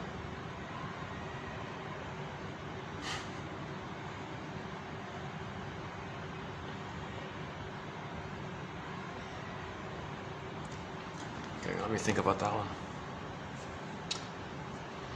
Okay, let's begin with today's quotes here. Okay, let's begin with today's quotes. So we'll do 2021, an assortment of quotes. Mainly by a book by two authors, Lucy Freeman and, is it Hubert or Herbert, one of those? Herbert Stren or something? What was it called again? Oh, letting go of your, they have a self-help book called Letting Go of Your Guilt or something like that. Okay, let's see how these ones go here. I haven't really, let's see. Okay, let's do the first one here. Okay, you looked at yourself and your mother and father at times as though you were all images in the crazy mirrors of the fun houses in entertainment parks. Your imagination ran wild about the witches and giants in your life, as did your ideas of the excessive punishment that would be inflicted on you for thoughts of revenge when the witches and giants hurt you. See, if you're enraged at the mother, and the mother's a monster in your brain, now you think the monster's after you. You're after the monster, but at the same time, you now think the monster, you see, get it? It's fusion. What you feel, the mother feels, you think. Then you're dealing with that in your mind now. Now you're being chased by this imaginary thing. So that's the primary process mentation. That's what she means by the mirrors in the funhouse. Things are exaggerated and twisted and morphed and all this. So from the baby's point of view, the mother's, how many times bigger is the mother from the baby? Like imagine a baby, like small, passive, helpless, powerless in mother's arms. And how many times bigger is the mother? That just approximates that the baby must sense somehow that the mother's a giant. Like from the baby's empathy, from the baby's eyes, the mother's obviously kind of like a giant from the baby's powerless, helpless, and how dependent and how vulnerable and how sensitive and how small, you know, like so weak. And the mother's everything for the baby. So the mother's Berger calls her the giantess in the nursery. About the baby, House of Mirrors. He projects his rage at the mother. Now he thinks the mother's enraged at him. He has in his brain an image called the devouring monster that wants to eat him. That's just code for he was enraged at her.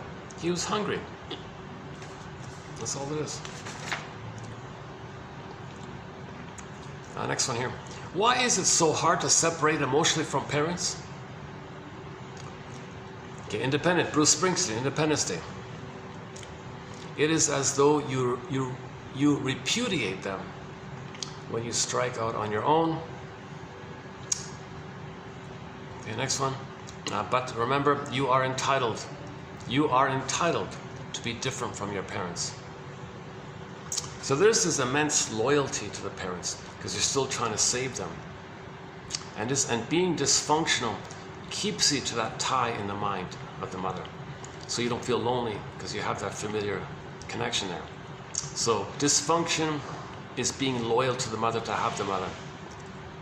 So you're acting like her in response to her and all this.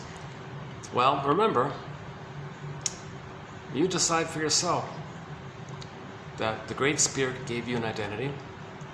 Gibran's poem on children, Nature's Greatest Miracle, Augmandino, the Skull Mark #4, Virginia Satir's poem, I Am Me. You're meant to have your authentic self, which is going to be different from the mother. You're meant to have that sense of you being a little different from the mother. Now, a person gets that two ways. If the mother loves the baby, he gets it naturally, with a secure attachment style. The mother traumatizes the baby, then at midlife, he's got to self-reparent himself, mourn the losses, and do it that way, the second journey. To, quote, internalize means to take in psychologically those characteristics and attitudes of our parents we acquire as part of ourselves. Some internalizations are constructive, others are destructive. So how the mother treats the baby, he's going to treat himself. Human connections lead to neural connections. The fusion, the symbiosis, the baby's brain is laying down circuitry. Right? So that circuitry is based on how the mother treats him.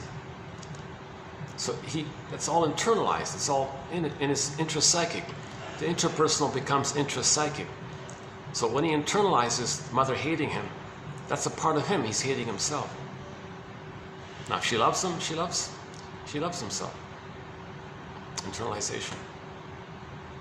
All the more reason for mothers to be more conscious of this issue. If the mother soothes the child, he can soothe himself. If he's present to the child, he'll be present to himself. Remember the famous line, children need your presence, not your presence. If the mother's present to the child, he'll be present to himself. Mother sees, hears, feels the child. He'll do that for himself. If the mother recognizes and accepts the child, he'll do those things for himself. Get self-esteem. The mother says, you're great, I accept you. He accepts himself, and so on and so forth. Internalization.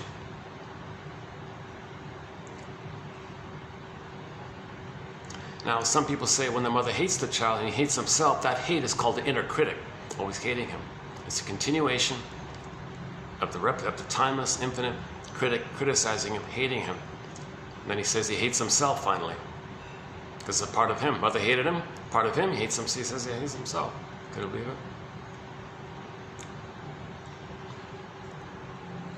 it? And by the way, a sidebar here, when the child believes he's supposed to save the mother and fails, later on, if he tries to be himself, the memory comes up called the superego. Hey, you want to be happy, but wait a minute, did you save the mother? No, you didn't. That's one of Berger's theories. When strong guilt persists beyond the traditional year of mourning, more than sorrow at the death of a loved one is involved. Much of the self-flagellation that accompanies the loss is guilt over not having done more to make the parent happier.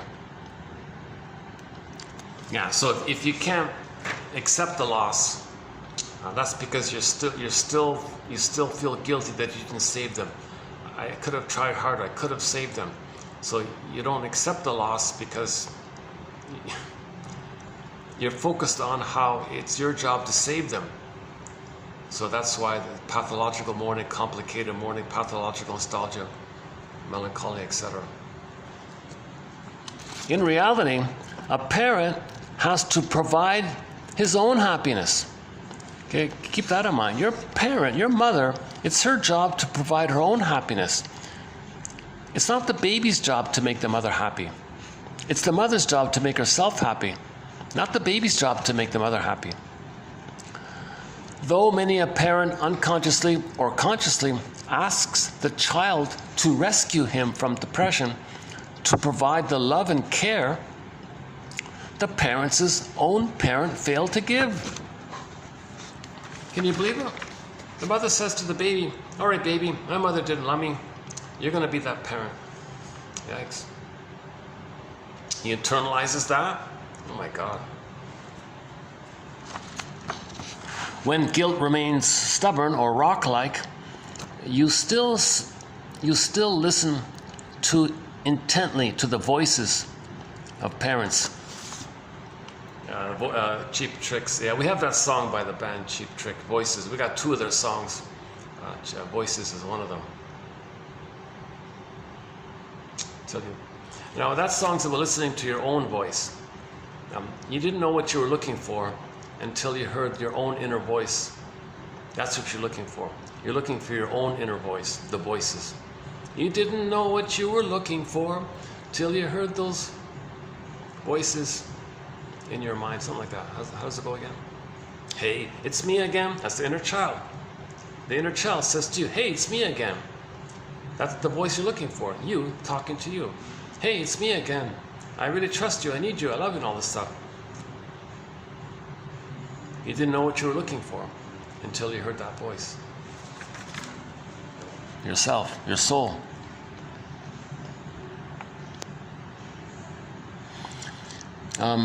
You have to listen more carefully to your own voice, and at the same time see yourself in the struggle with the mother and father who have been the gods of your life.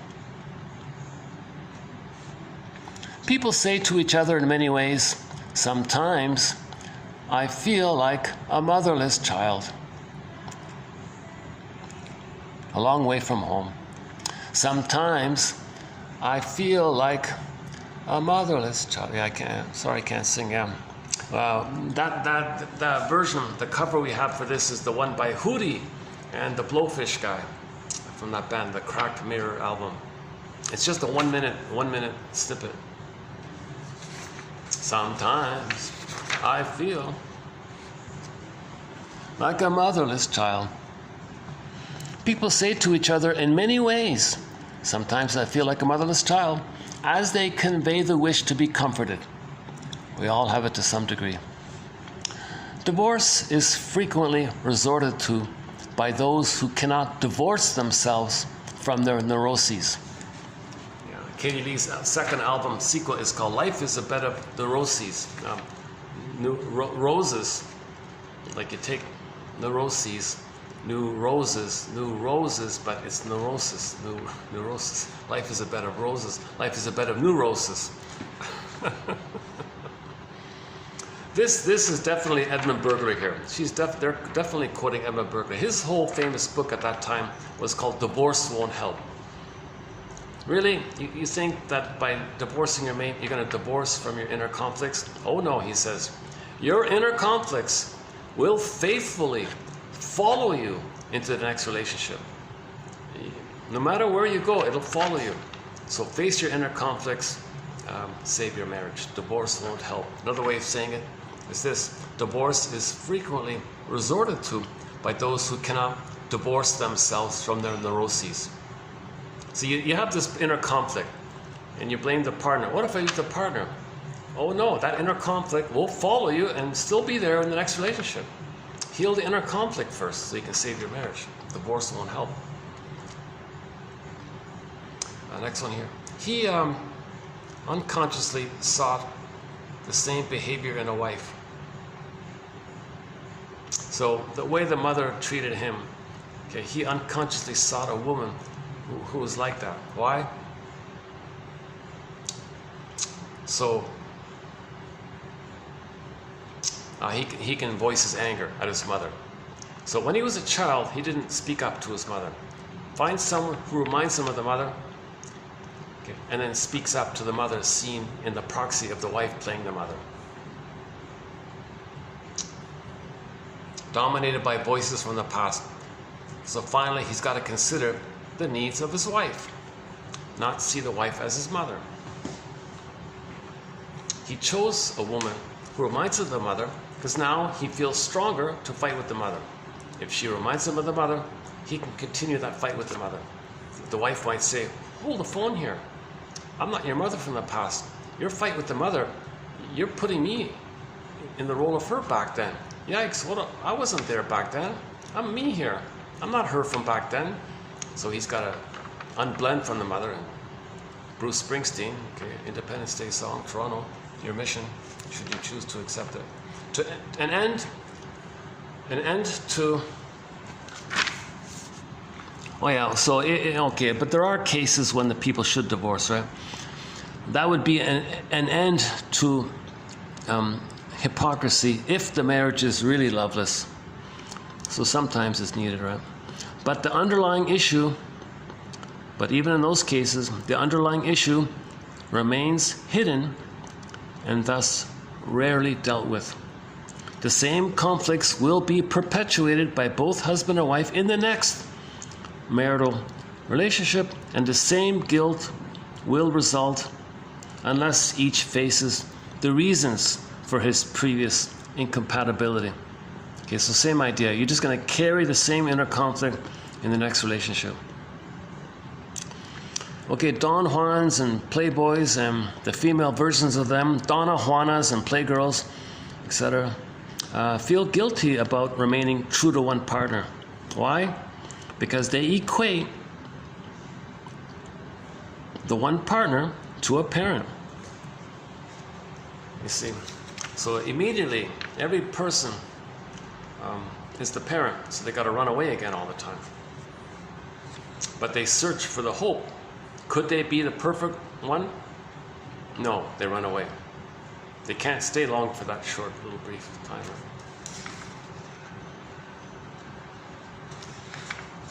So they're looking for someone. So the Don Quixote, we have a quote about the Don Quixote guy, a version of the Don Juan syndrome. He had some imaginary woman, I forgot her name, three parts to her name. Some perfect, beautiful, imaginary creature, woman. And he thought that's his connection to the symbiosis. You'll never get it, but he had to identify that he needed it. Now, no woman is that, so he rejects all women because he compares it to that. So the Donna Juanas do the same thing. Unhappy marriages show a collusion in which partners act out their old childhood battles. All right. Okay, here's a new one. This is a question mark here. I'm not totally clear on this one here. So some, emphasis here on the word some here, are some homeless people still searching for the good mother they never had? Question mark. Okay, next part here. We have been able to emotionally. So most people have been able to, or many people, or some people, or whatever, a number of people, or many people, or whatever, have been able to emotionally separate sufficiently from their mothers. So we have been able to emotionally separate sufficiently from our mothers so we function without demanding substitute mothers to take care of us. Our mothers allowed us emotional separation from them, so we were not doomed to a dependency that crippled us unduly. You pay a high price for independence if it has not been granted early by your parents. Independence does not mean the freedom to do as you rebelliously wish, but the ability to think clearly and to choose wisely when you act.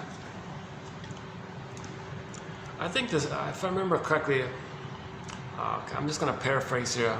I'm going to guess here. I don't even know what it is actually. I forgot it. My guess is there was this guy or something who was pampered and smothered and spoiled, and the mother did everything for this person. So he never really had to make any effort. So she was overly indulging, overly taking care of him, and pampered him and dressed him, fed him his food and made him totally dependent on her. So when he went on his own later on as an adult, he kind of had that mode or something. He ended up homeless or something, still thinking that is supposed to take place for him.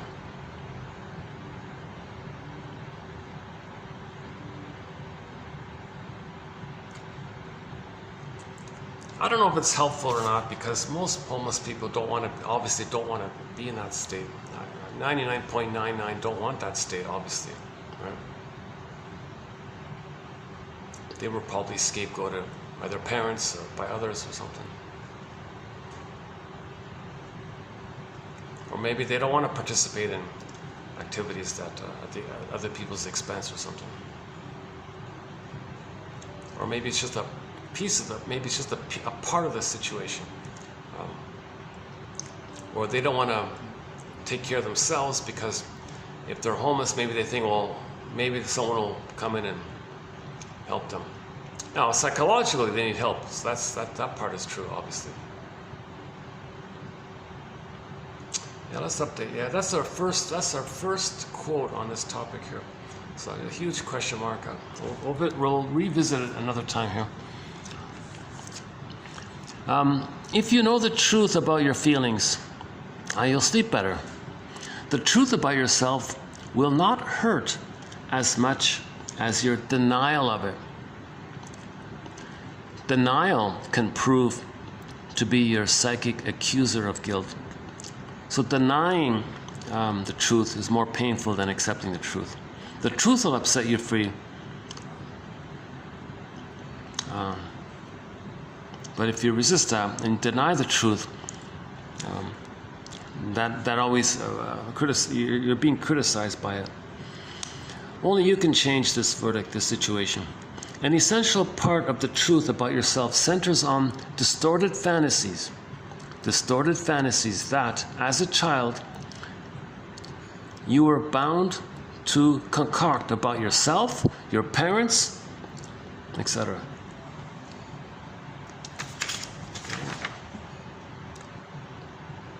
Okay, the truth we gotta face. So I think, here it is. The truth we need to face is this image that we have of ourselves being unlovable or something, and the parents being a monster attacking us. These kinds of images, okay, we gotta fix this up, kind of thing. The light's still okay here, yeah? Oh, wow. Oh my God. Okay, this is a potential here. Today's Thursday, right? Let's see, hold on a sec. What is it? 7:03. It's not, there's a couple of guests at the corner there, but it's not packed in here. What is today? What is it? Hold on a sec. What is it? Oh, today's Friday. Oh, look at that. I thought today was Thursday. Look at that, eh? I noticed that sometimes the restaurants and hotels aren't busy. Like when people go out, they want to go to regular restaurants. People who stay in the hotel, they tend to want to go out to a restaurant. They don't actually oftenly use them. Well, maybe this place is mainly for the breakfast thing, the breakfast buffet. Oh, they do have a lunch deal. I saw it, the lunch deal. Very expensive. I'm not going to bother with that. But they don't have a dinner buffet. Oh, that's the thing. Oh, I get it now. There's no dinner buffet. They got a breakfast buffet and a lunch buffet, but no dinner buffet. But they're open at dinner time. But it doesn't look too busy at dinner time. Oh my God. Oh wow. Well, we'll see. We'll see if I can regularly come to this spot here. Because this is looking very promising at the moment.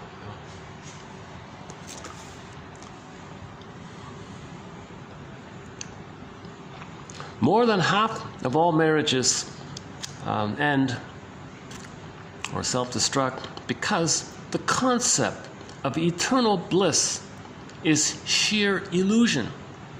It cannot exist between mortals.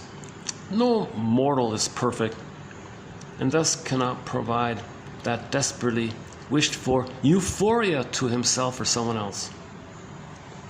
Yeah, so there's still this. The issue is we didn't mourn. We didn't mourn that we didn't get that blissful time. See, if you still look for that blissful time, your marriage is going to break up all the time, because you can't get that. So when it fails, there's a problem there.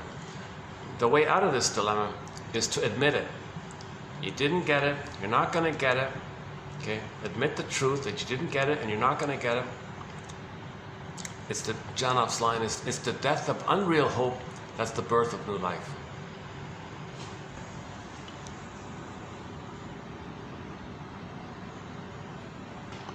Guilt over being successful, fear of success. He lives with the fantasy that achieving success is equivalent to cutting the cord, to, quote, cutting his parents and siblings.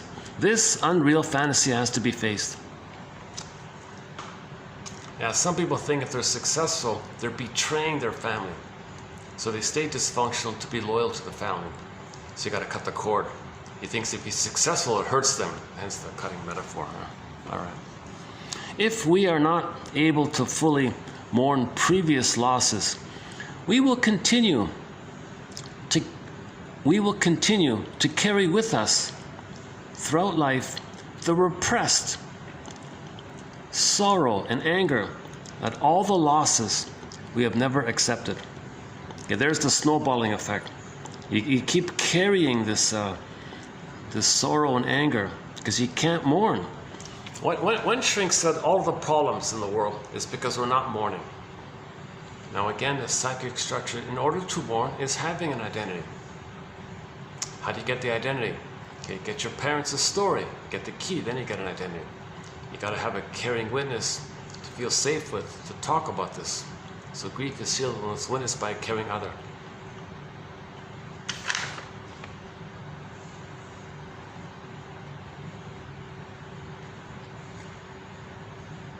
Yeah, oh yeah, and that same shrink said, the purpose of all therapy is to help the person to mourn.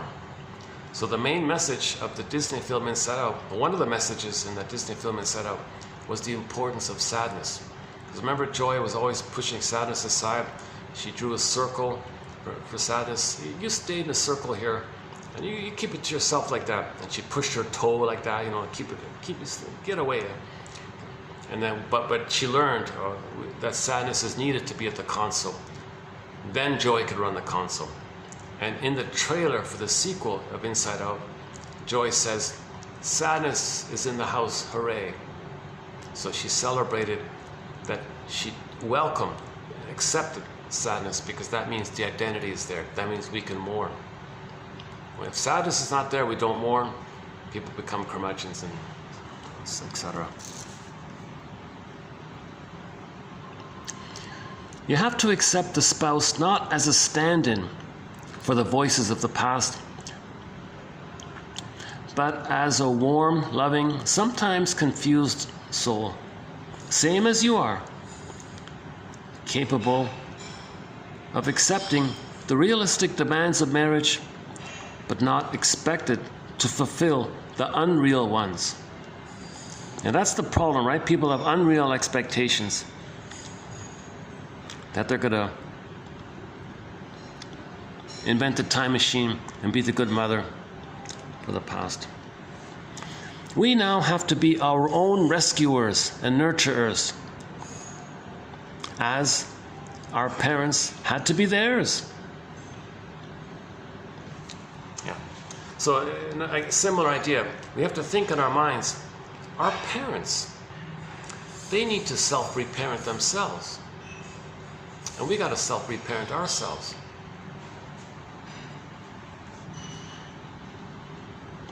What had been a fatal wound now becomes the means of identifying with others' hurt, others' sensitivities.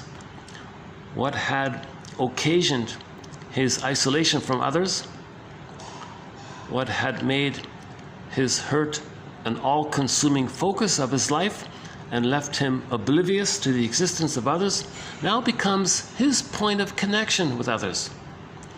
You have to be able to forgive those who inflicted the wounds by commission or omission. Sins of omission, right? Neglect, mother's neglect, that's an omission. Baby thinks he's going to die if mother doesn't love him, it's an omission.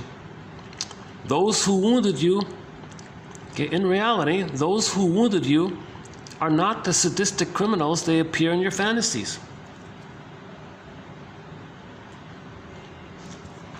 So to forgive your mother, you got to realize she's not this monster that's just taking sadistic. Your mother's not a psychopath, but the baby might think the mother's a psychopath, put it that way. Okay, finally here, by Theodore Reich. To injure others is certainly wrong, but it is equally wrong to sabotage and injure yourself. Yeah, that's a good little empathy, nice little empathy statement at the end there.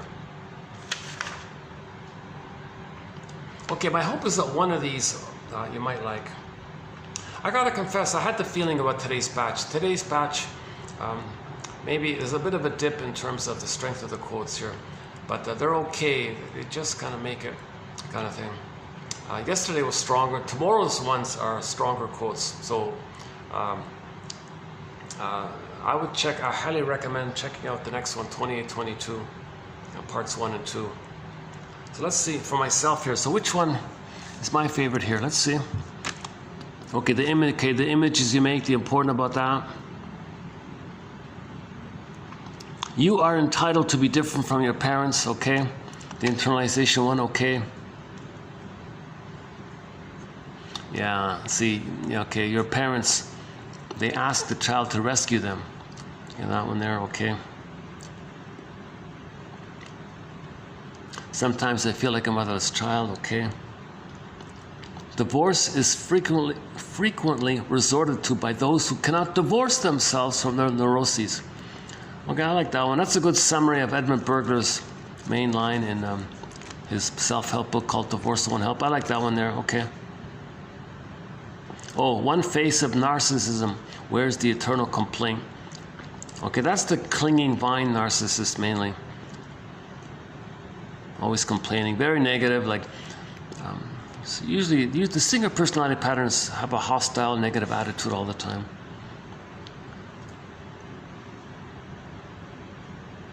Yeah, consider the wife of your needs. Consider the needs of your wife. Stop seeing your wife as your mother. See her as a person. And once again, the things you don't like about your partner, those are their defenses against fear. The things you don't like about your partner, your friend, or your boss, or whatever, those are their defenses against fear.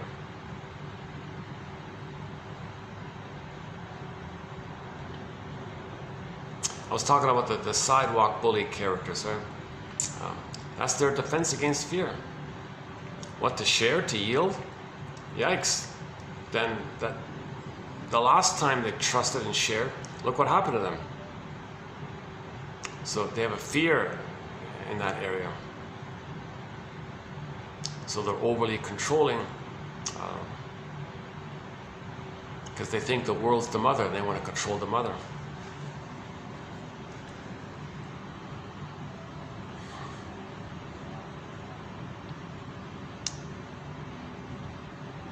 Yeah, okay, so the same thing, your inner conflict will follow you in the next relationship.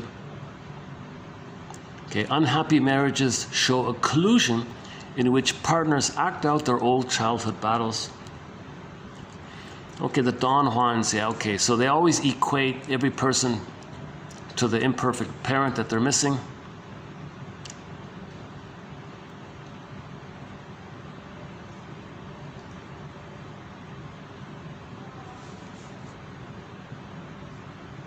Independence doesn't mean the freedom to do as you rebelliously wish, but the ability to think clearly and choose wisely when you act.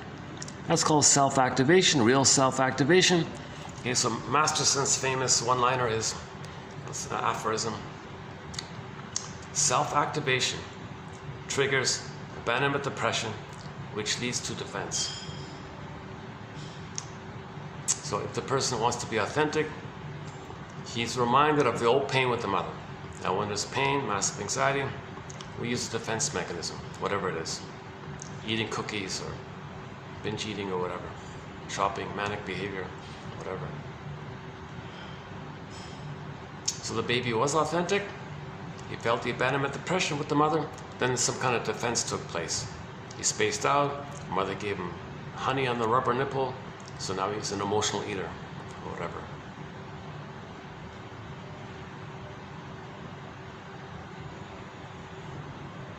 Yeah, back to the hair loss issue, right?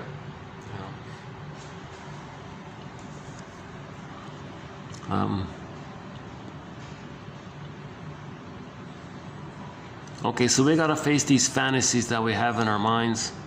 These are exaggerated, Alice in Wonderland, and we're dealing with those imagos. Okay, again, this expectation of finding the perfect blissful one. Okay, that's code that you didn't get it, and you gotta mourn the loss of it. If you still hope to get it, your marriage is gonna fall apart. Yeah, this cutting the cord one, if you're successful, it's because you feel like you're hurting them. Yeah, hence the cutting idea. All right. Yeah, and this important point here. If we were not able to fully mourn previous losses, we will continue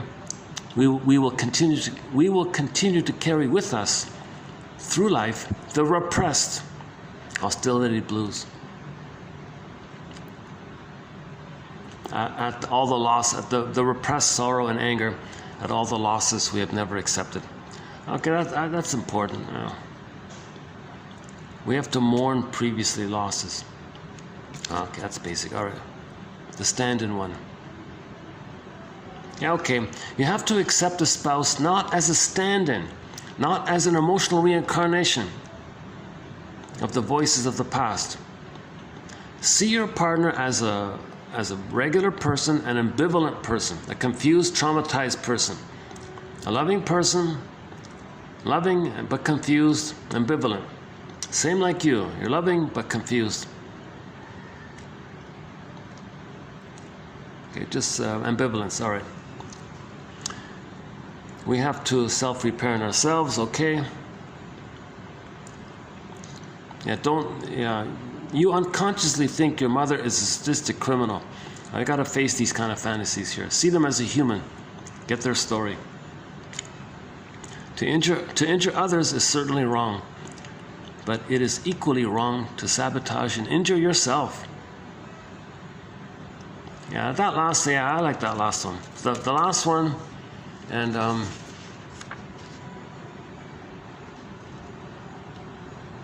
yeah, this one here, the divorce one. Those two I like. Okay.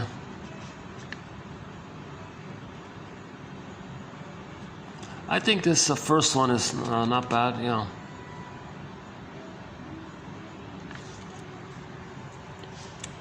Yeah, these are all okay. No real home run kind of quotes in this batch here, but I hope you'll find one that you like. So your mission is to identify one that you like. Now, if you get none in this one, you might get 2 or 3 in the next one. So that's the thing, right? I'm still trying to adjust to the reality of this. I found such a nice venue, and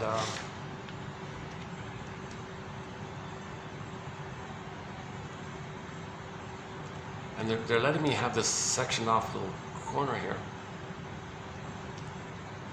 Oh my God, yeah. You know, maybe part of it, this is a newer hotel. This just opened up a few months ago. So maybe it's not fully well known yet. Maybe. Yeah. And I got a light here. Look at that, I got light. I finally found some light. Wilfred Lay, in his self-help, one of his self-help books, 1917, said, yeah, if you look up in the sky at night, you might see some stars. If you have very good vision, you might see more stars. If you had really excellent, superb vision, you might see more stars. Now, about us that we don't know, it's considered in the dark, shadow. So we don't know it. So these quotes are giving us night vision. These quotes are giving us some light, a lantern to see, to identify and reclaim and re-own. Healing and wholeness. The more we own our authentic self, the more whole we are, hence healed, healing and wholeness. You gotta see, what is this? Let's see again, what time is it? 7:20. It's funny, if I had guava juice today, I could talk for 6, 7, 8 hours. If I drink coffee, I could barely get 3, 4 hours. What a big difference. Guava juice is like spinach for, it's kind of like my spinach. Like what spinach was for Popeye. Guava juice is for me, like the good one, the fresh pressed one. Are very hard to find. I had it for a while and I was doing very good videos, long, good videos. I felt energized, I spoke clearly. Oh my God, this guava juice, this is awesome stuff. It's hard, almost impossible to find. But if I take caffeine now, yikes. It almost has the opposite effect. I'm better off just drinking water, to tell you the truth, yeah. Yeah, let's do that. Let's just buy some water, bottled water or something. Or tea or something, maybe tea.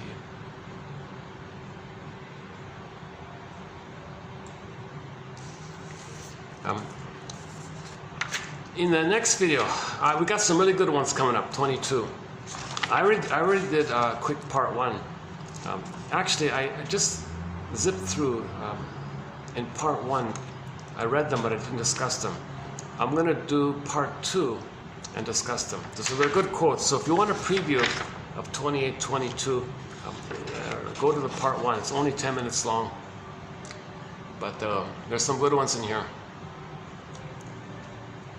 There are 2 self-help exercises in here.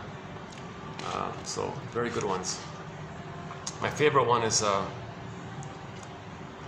this one here. Just say to yourself, just recite to yourself this quote. Anytime you see something about somebody and you think you don't like you don't like them for this, or I don't like that, what they're doing, I don't like what I see there, I don't like them saying that, I don't like their behavior. Anytime that kind of thing takes place, anytime you're triggered or something like that, just say to yourself, these, how many? 2, 4, 6, 8, 10, 12, 13, 14, is that 14? Hold on a sec. What is it? 1, 2, 3, 4, 5, 6, 7, 8, 9, 10, 11, 12, 13. Is that right? 13 again? 1, 2, 3, 4, 5, 6, 7, 8, 9, 10, 11, 12, 13. Yeah, 13.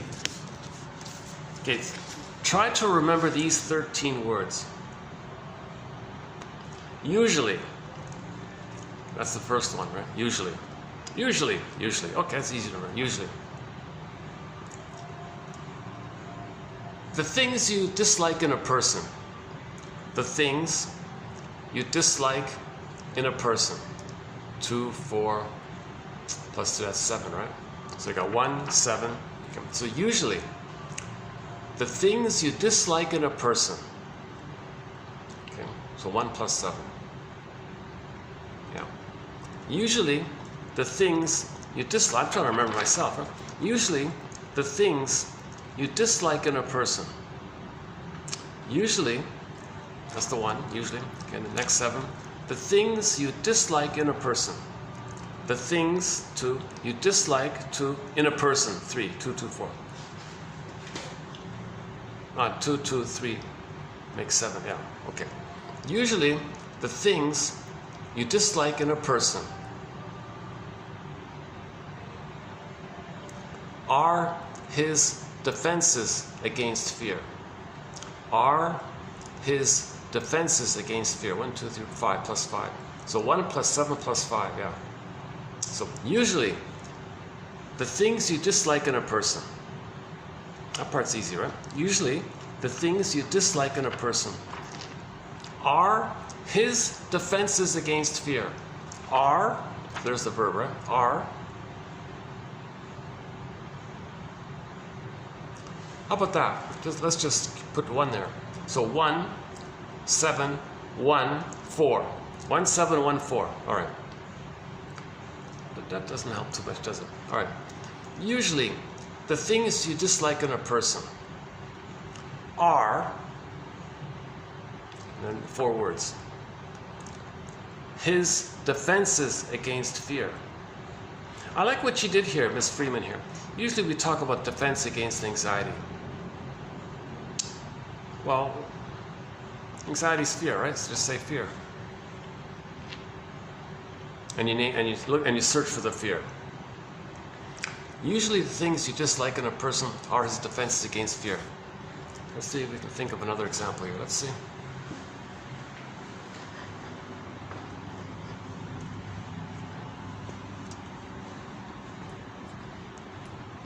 Oh yeah, I remember sometimes you walk in the hotel and the doorman wants to open the door and all this. And he kind of like, there's zero space, like personal space is like next to nil, right? So they're standing there really close like that. And there's another guard at the other end. So you have this narrow passageway, two guards facing themselves. They're really close to each other, and you kind of like, oh, Jesus Christ. Kind of like walk quickly through them or something. I kind of dislike that, right? A little bit, right? So I kind of like dodge a little bit, and, excuse me, kind of turn around or something, try to find a little more space or something. On occasion that's happened. Rare, very rare. I've had that once or twice. Anyways, the things you dislike in a person are their defenses against fear.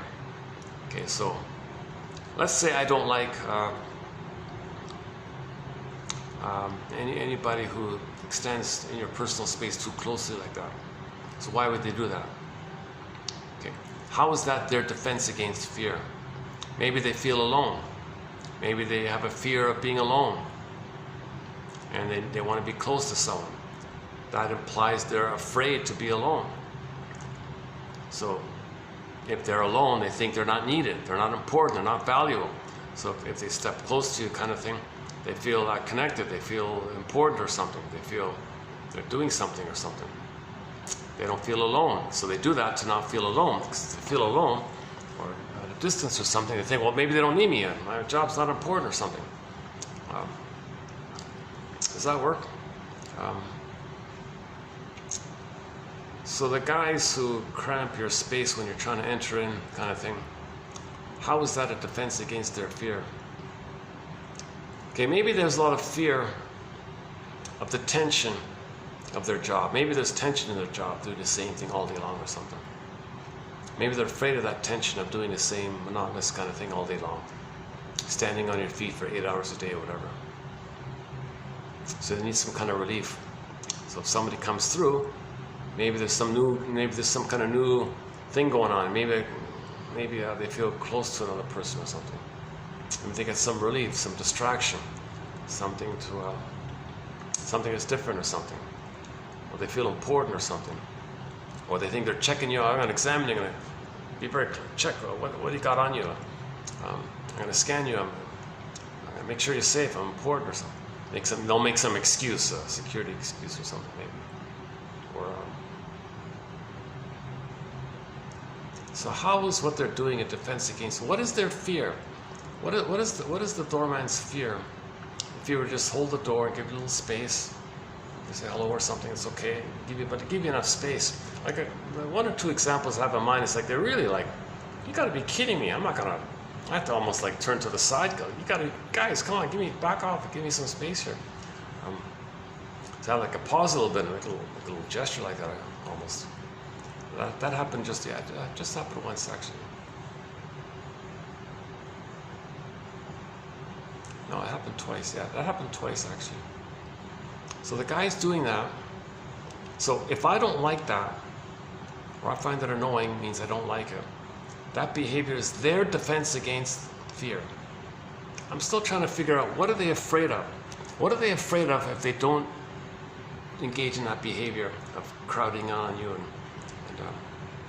Okay, maybe this issue of crowding in on you, that's a clue to unresolved symbiosis. Like maybe there is an unresolved symbiosis.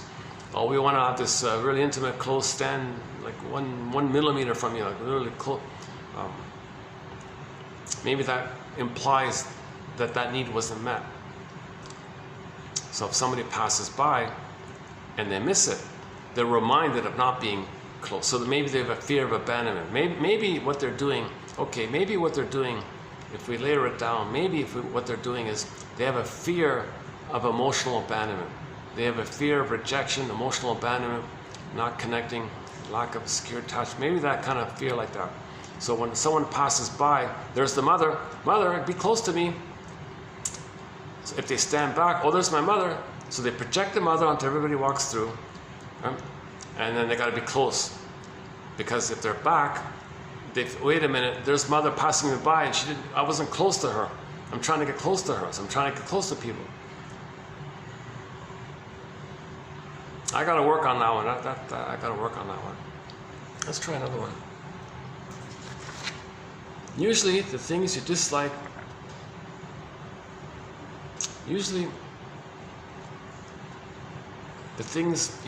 in a person are his defenses against fear. Okay, why don't I leave it to you, dear audience? Can you imagine that? Or give it a try. I should open up the comments section. Okay, here's an idea. Maybe in the next video, as an experiment, I'll open up the comments section and people can give their example. Yeah, my neighbor played loud music, let's say. Okay. So you didn't like that. How is that their defense against fear? What's his fear? So he's experiencing some kind of fear of some kind, and his defense against fear is to make loud music or something. It doesn't quite fit, does it? I like the quote. I'm not finding good examples for it. Sorry, I'm missing. In the last video, I think I had a couple of good examples. This time around, I'm missing the examples. Anyways, I'll revisit this in the next video, 2822.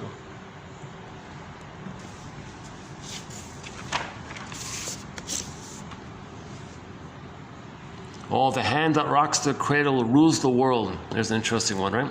The hand that rocks the cradle rules the world.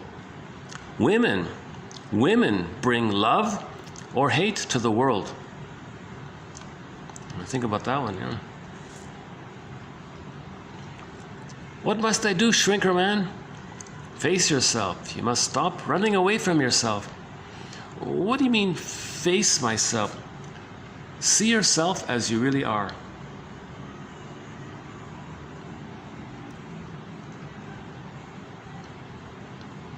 Yeah, here's a key one here. Your life is filled with whys, but never the one why that is the root of it all. Which why are you talking about? Why didn't my mother love me when I was a child? Yeah, watch out for masks, personas. For example, those who appear soft on the outside may be quite kind of cold and hard underneath. And the tough guys may really be softies. However, neither is firm, gentle, or mature. Like there might be like a rigidity in one way or the other. If therapy is successful, the client swings towards settling for temperance, where nature meant him to live.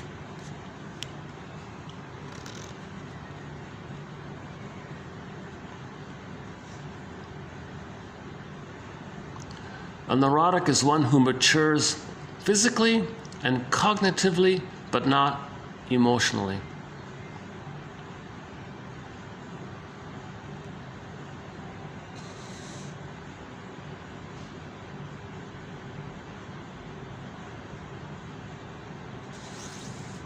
Necessity is the mother of invention, but anxiety is the mother of necessity. What men do may be a result of anxiety, but they don't enjoy what they do if anxiety isn't present. So anxiety leads to necessity. Necessity leads to invention, and you don't enjoy it. Okay. Anxiety could take the shape of either excessive emotion or apparent lack of emotion. And we forget about that, right? Anxiety was my unseen albatross. Here's another albatross quote. Anxiety was my unseen albatross. I could not see it or touch it, but only feel it as it touched me. It created the feeling of being driven, not knowing why I did things, but only that I must do them.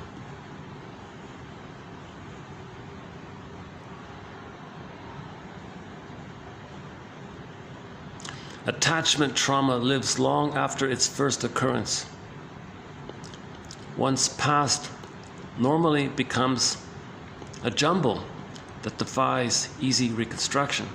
Therapists must know the mind's resources. We may say that people live refracted lives because we can see some of our experiences clearly, but others we don't really see it. Blurred up, twisted, etc.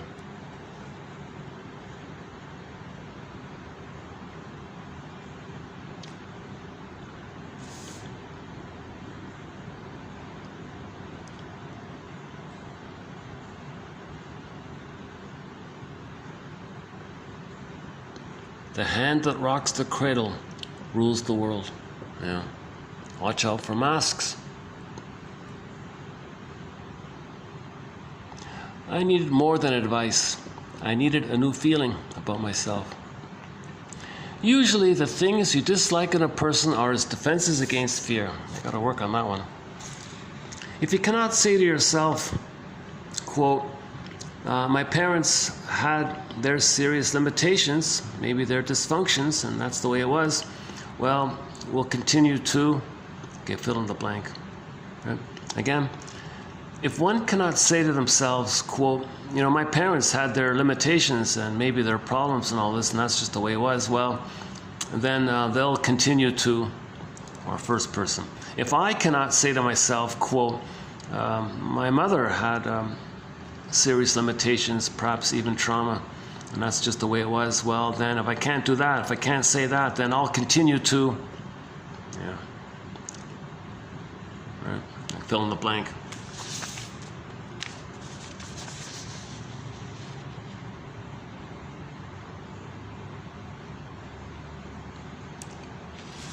Yeah, so Bertha Pappenheim, right, or Anna O, when she recovered from her illness, so she's considered the inventor of psychoanalysis. She called it the talking cure and chimney sweeping.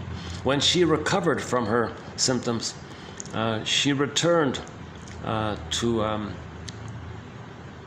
Frankfurt to become a social worker and eventually build and direct the first institution to take care of delinquent girls and unwed mothers in Germany. In recent years, a commemorative stamp bearing her photograph was issued. Anna O put to constructive use her childhood guilt in spite of her earlier breakdown. Yeah. So you have feelings for others when you get in touch with your feelings for yourself. When you get in touch with your feelings for yourself, you'll see those feelings in others, have empathy for others. Okay, I think I should wrap it up here. Let's see. I told them 2 to 3 hours. It's now almost 4 hours, right? It should be okay, yeah. Okay, I'm going to wrap it up here. I'm not speaking too clearly, I notice. I'm fighting with the caffeine issue in me. I gotta stop this with the caffeine.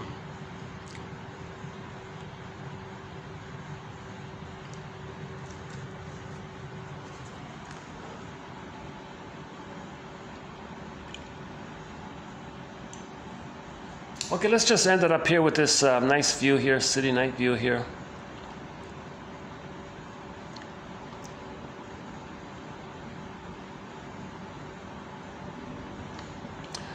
For the love of narrative medicine. Thanks very much. I'll see you in the next video.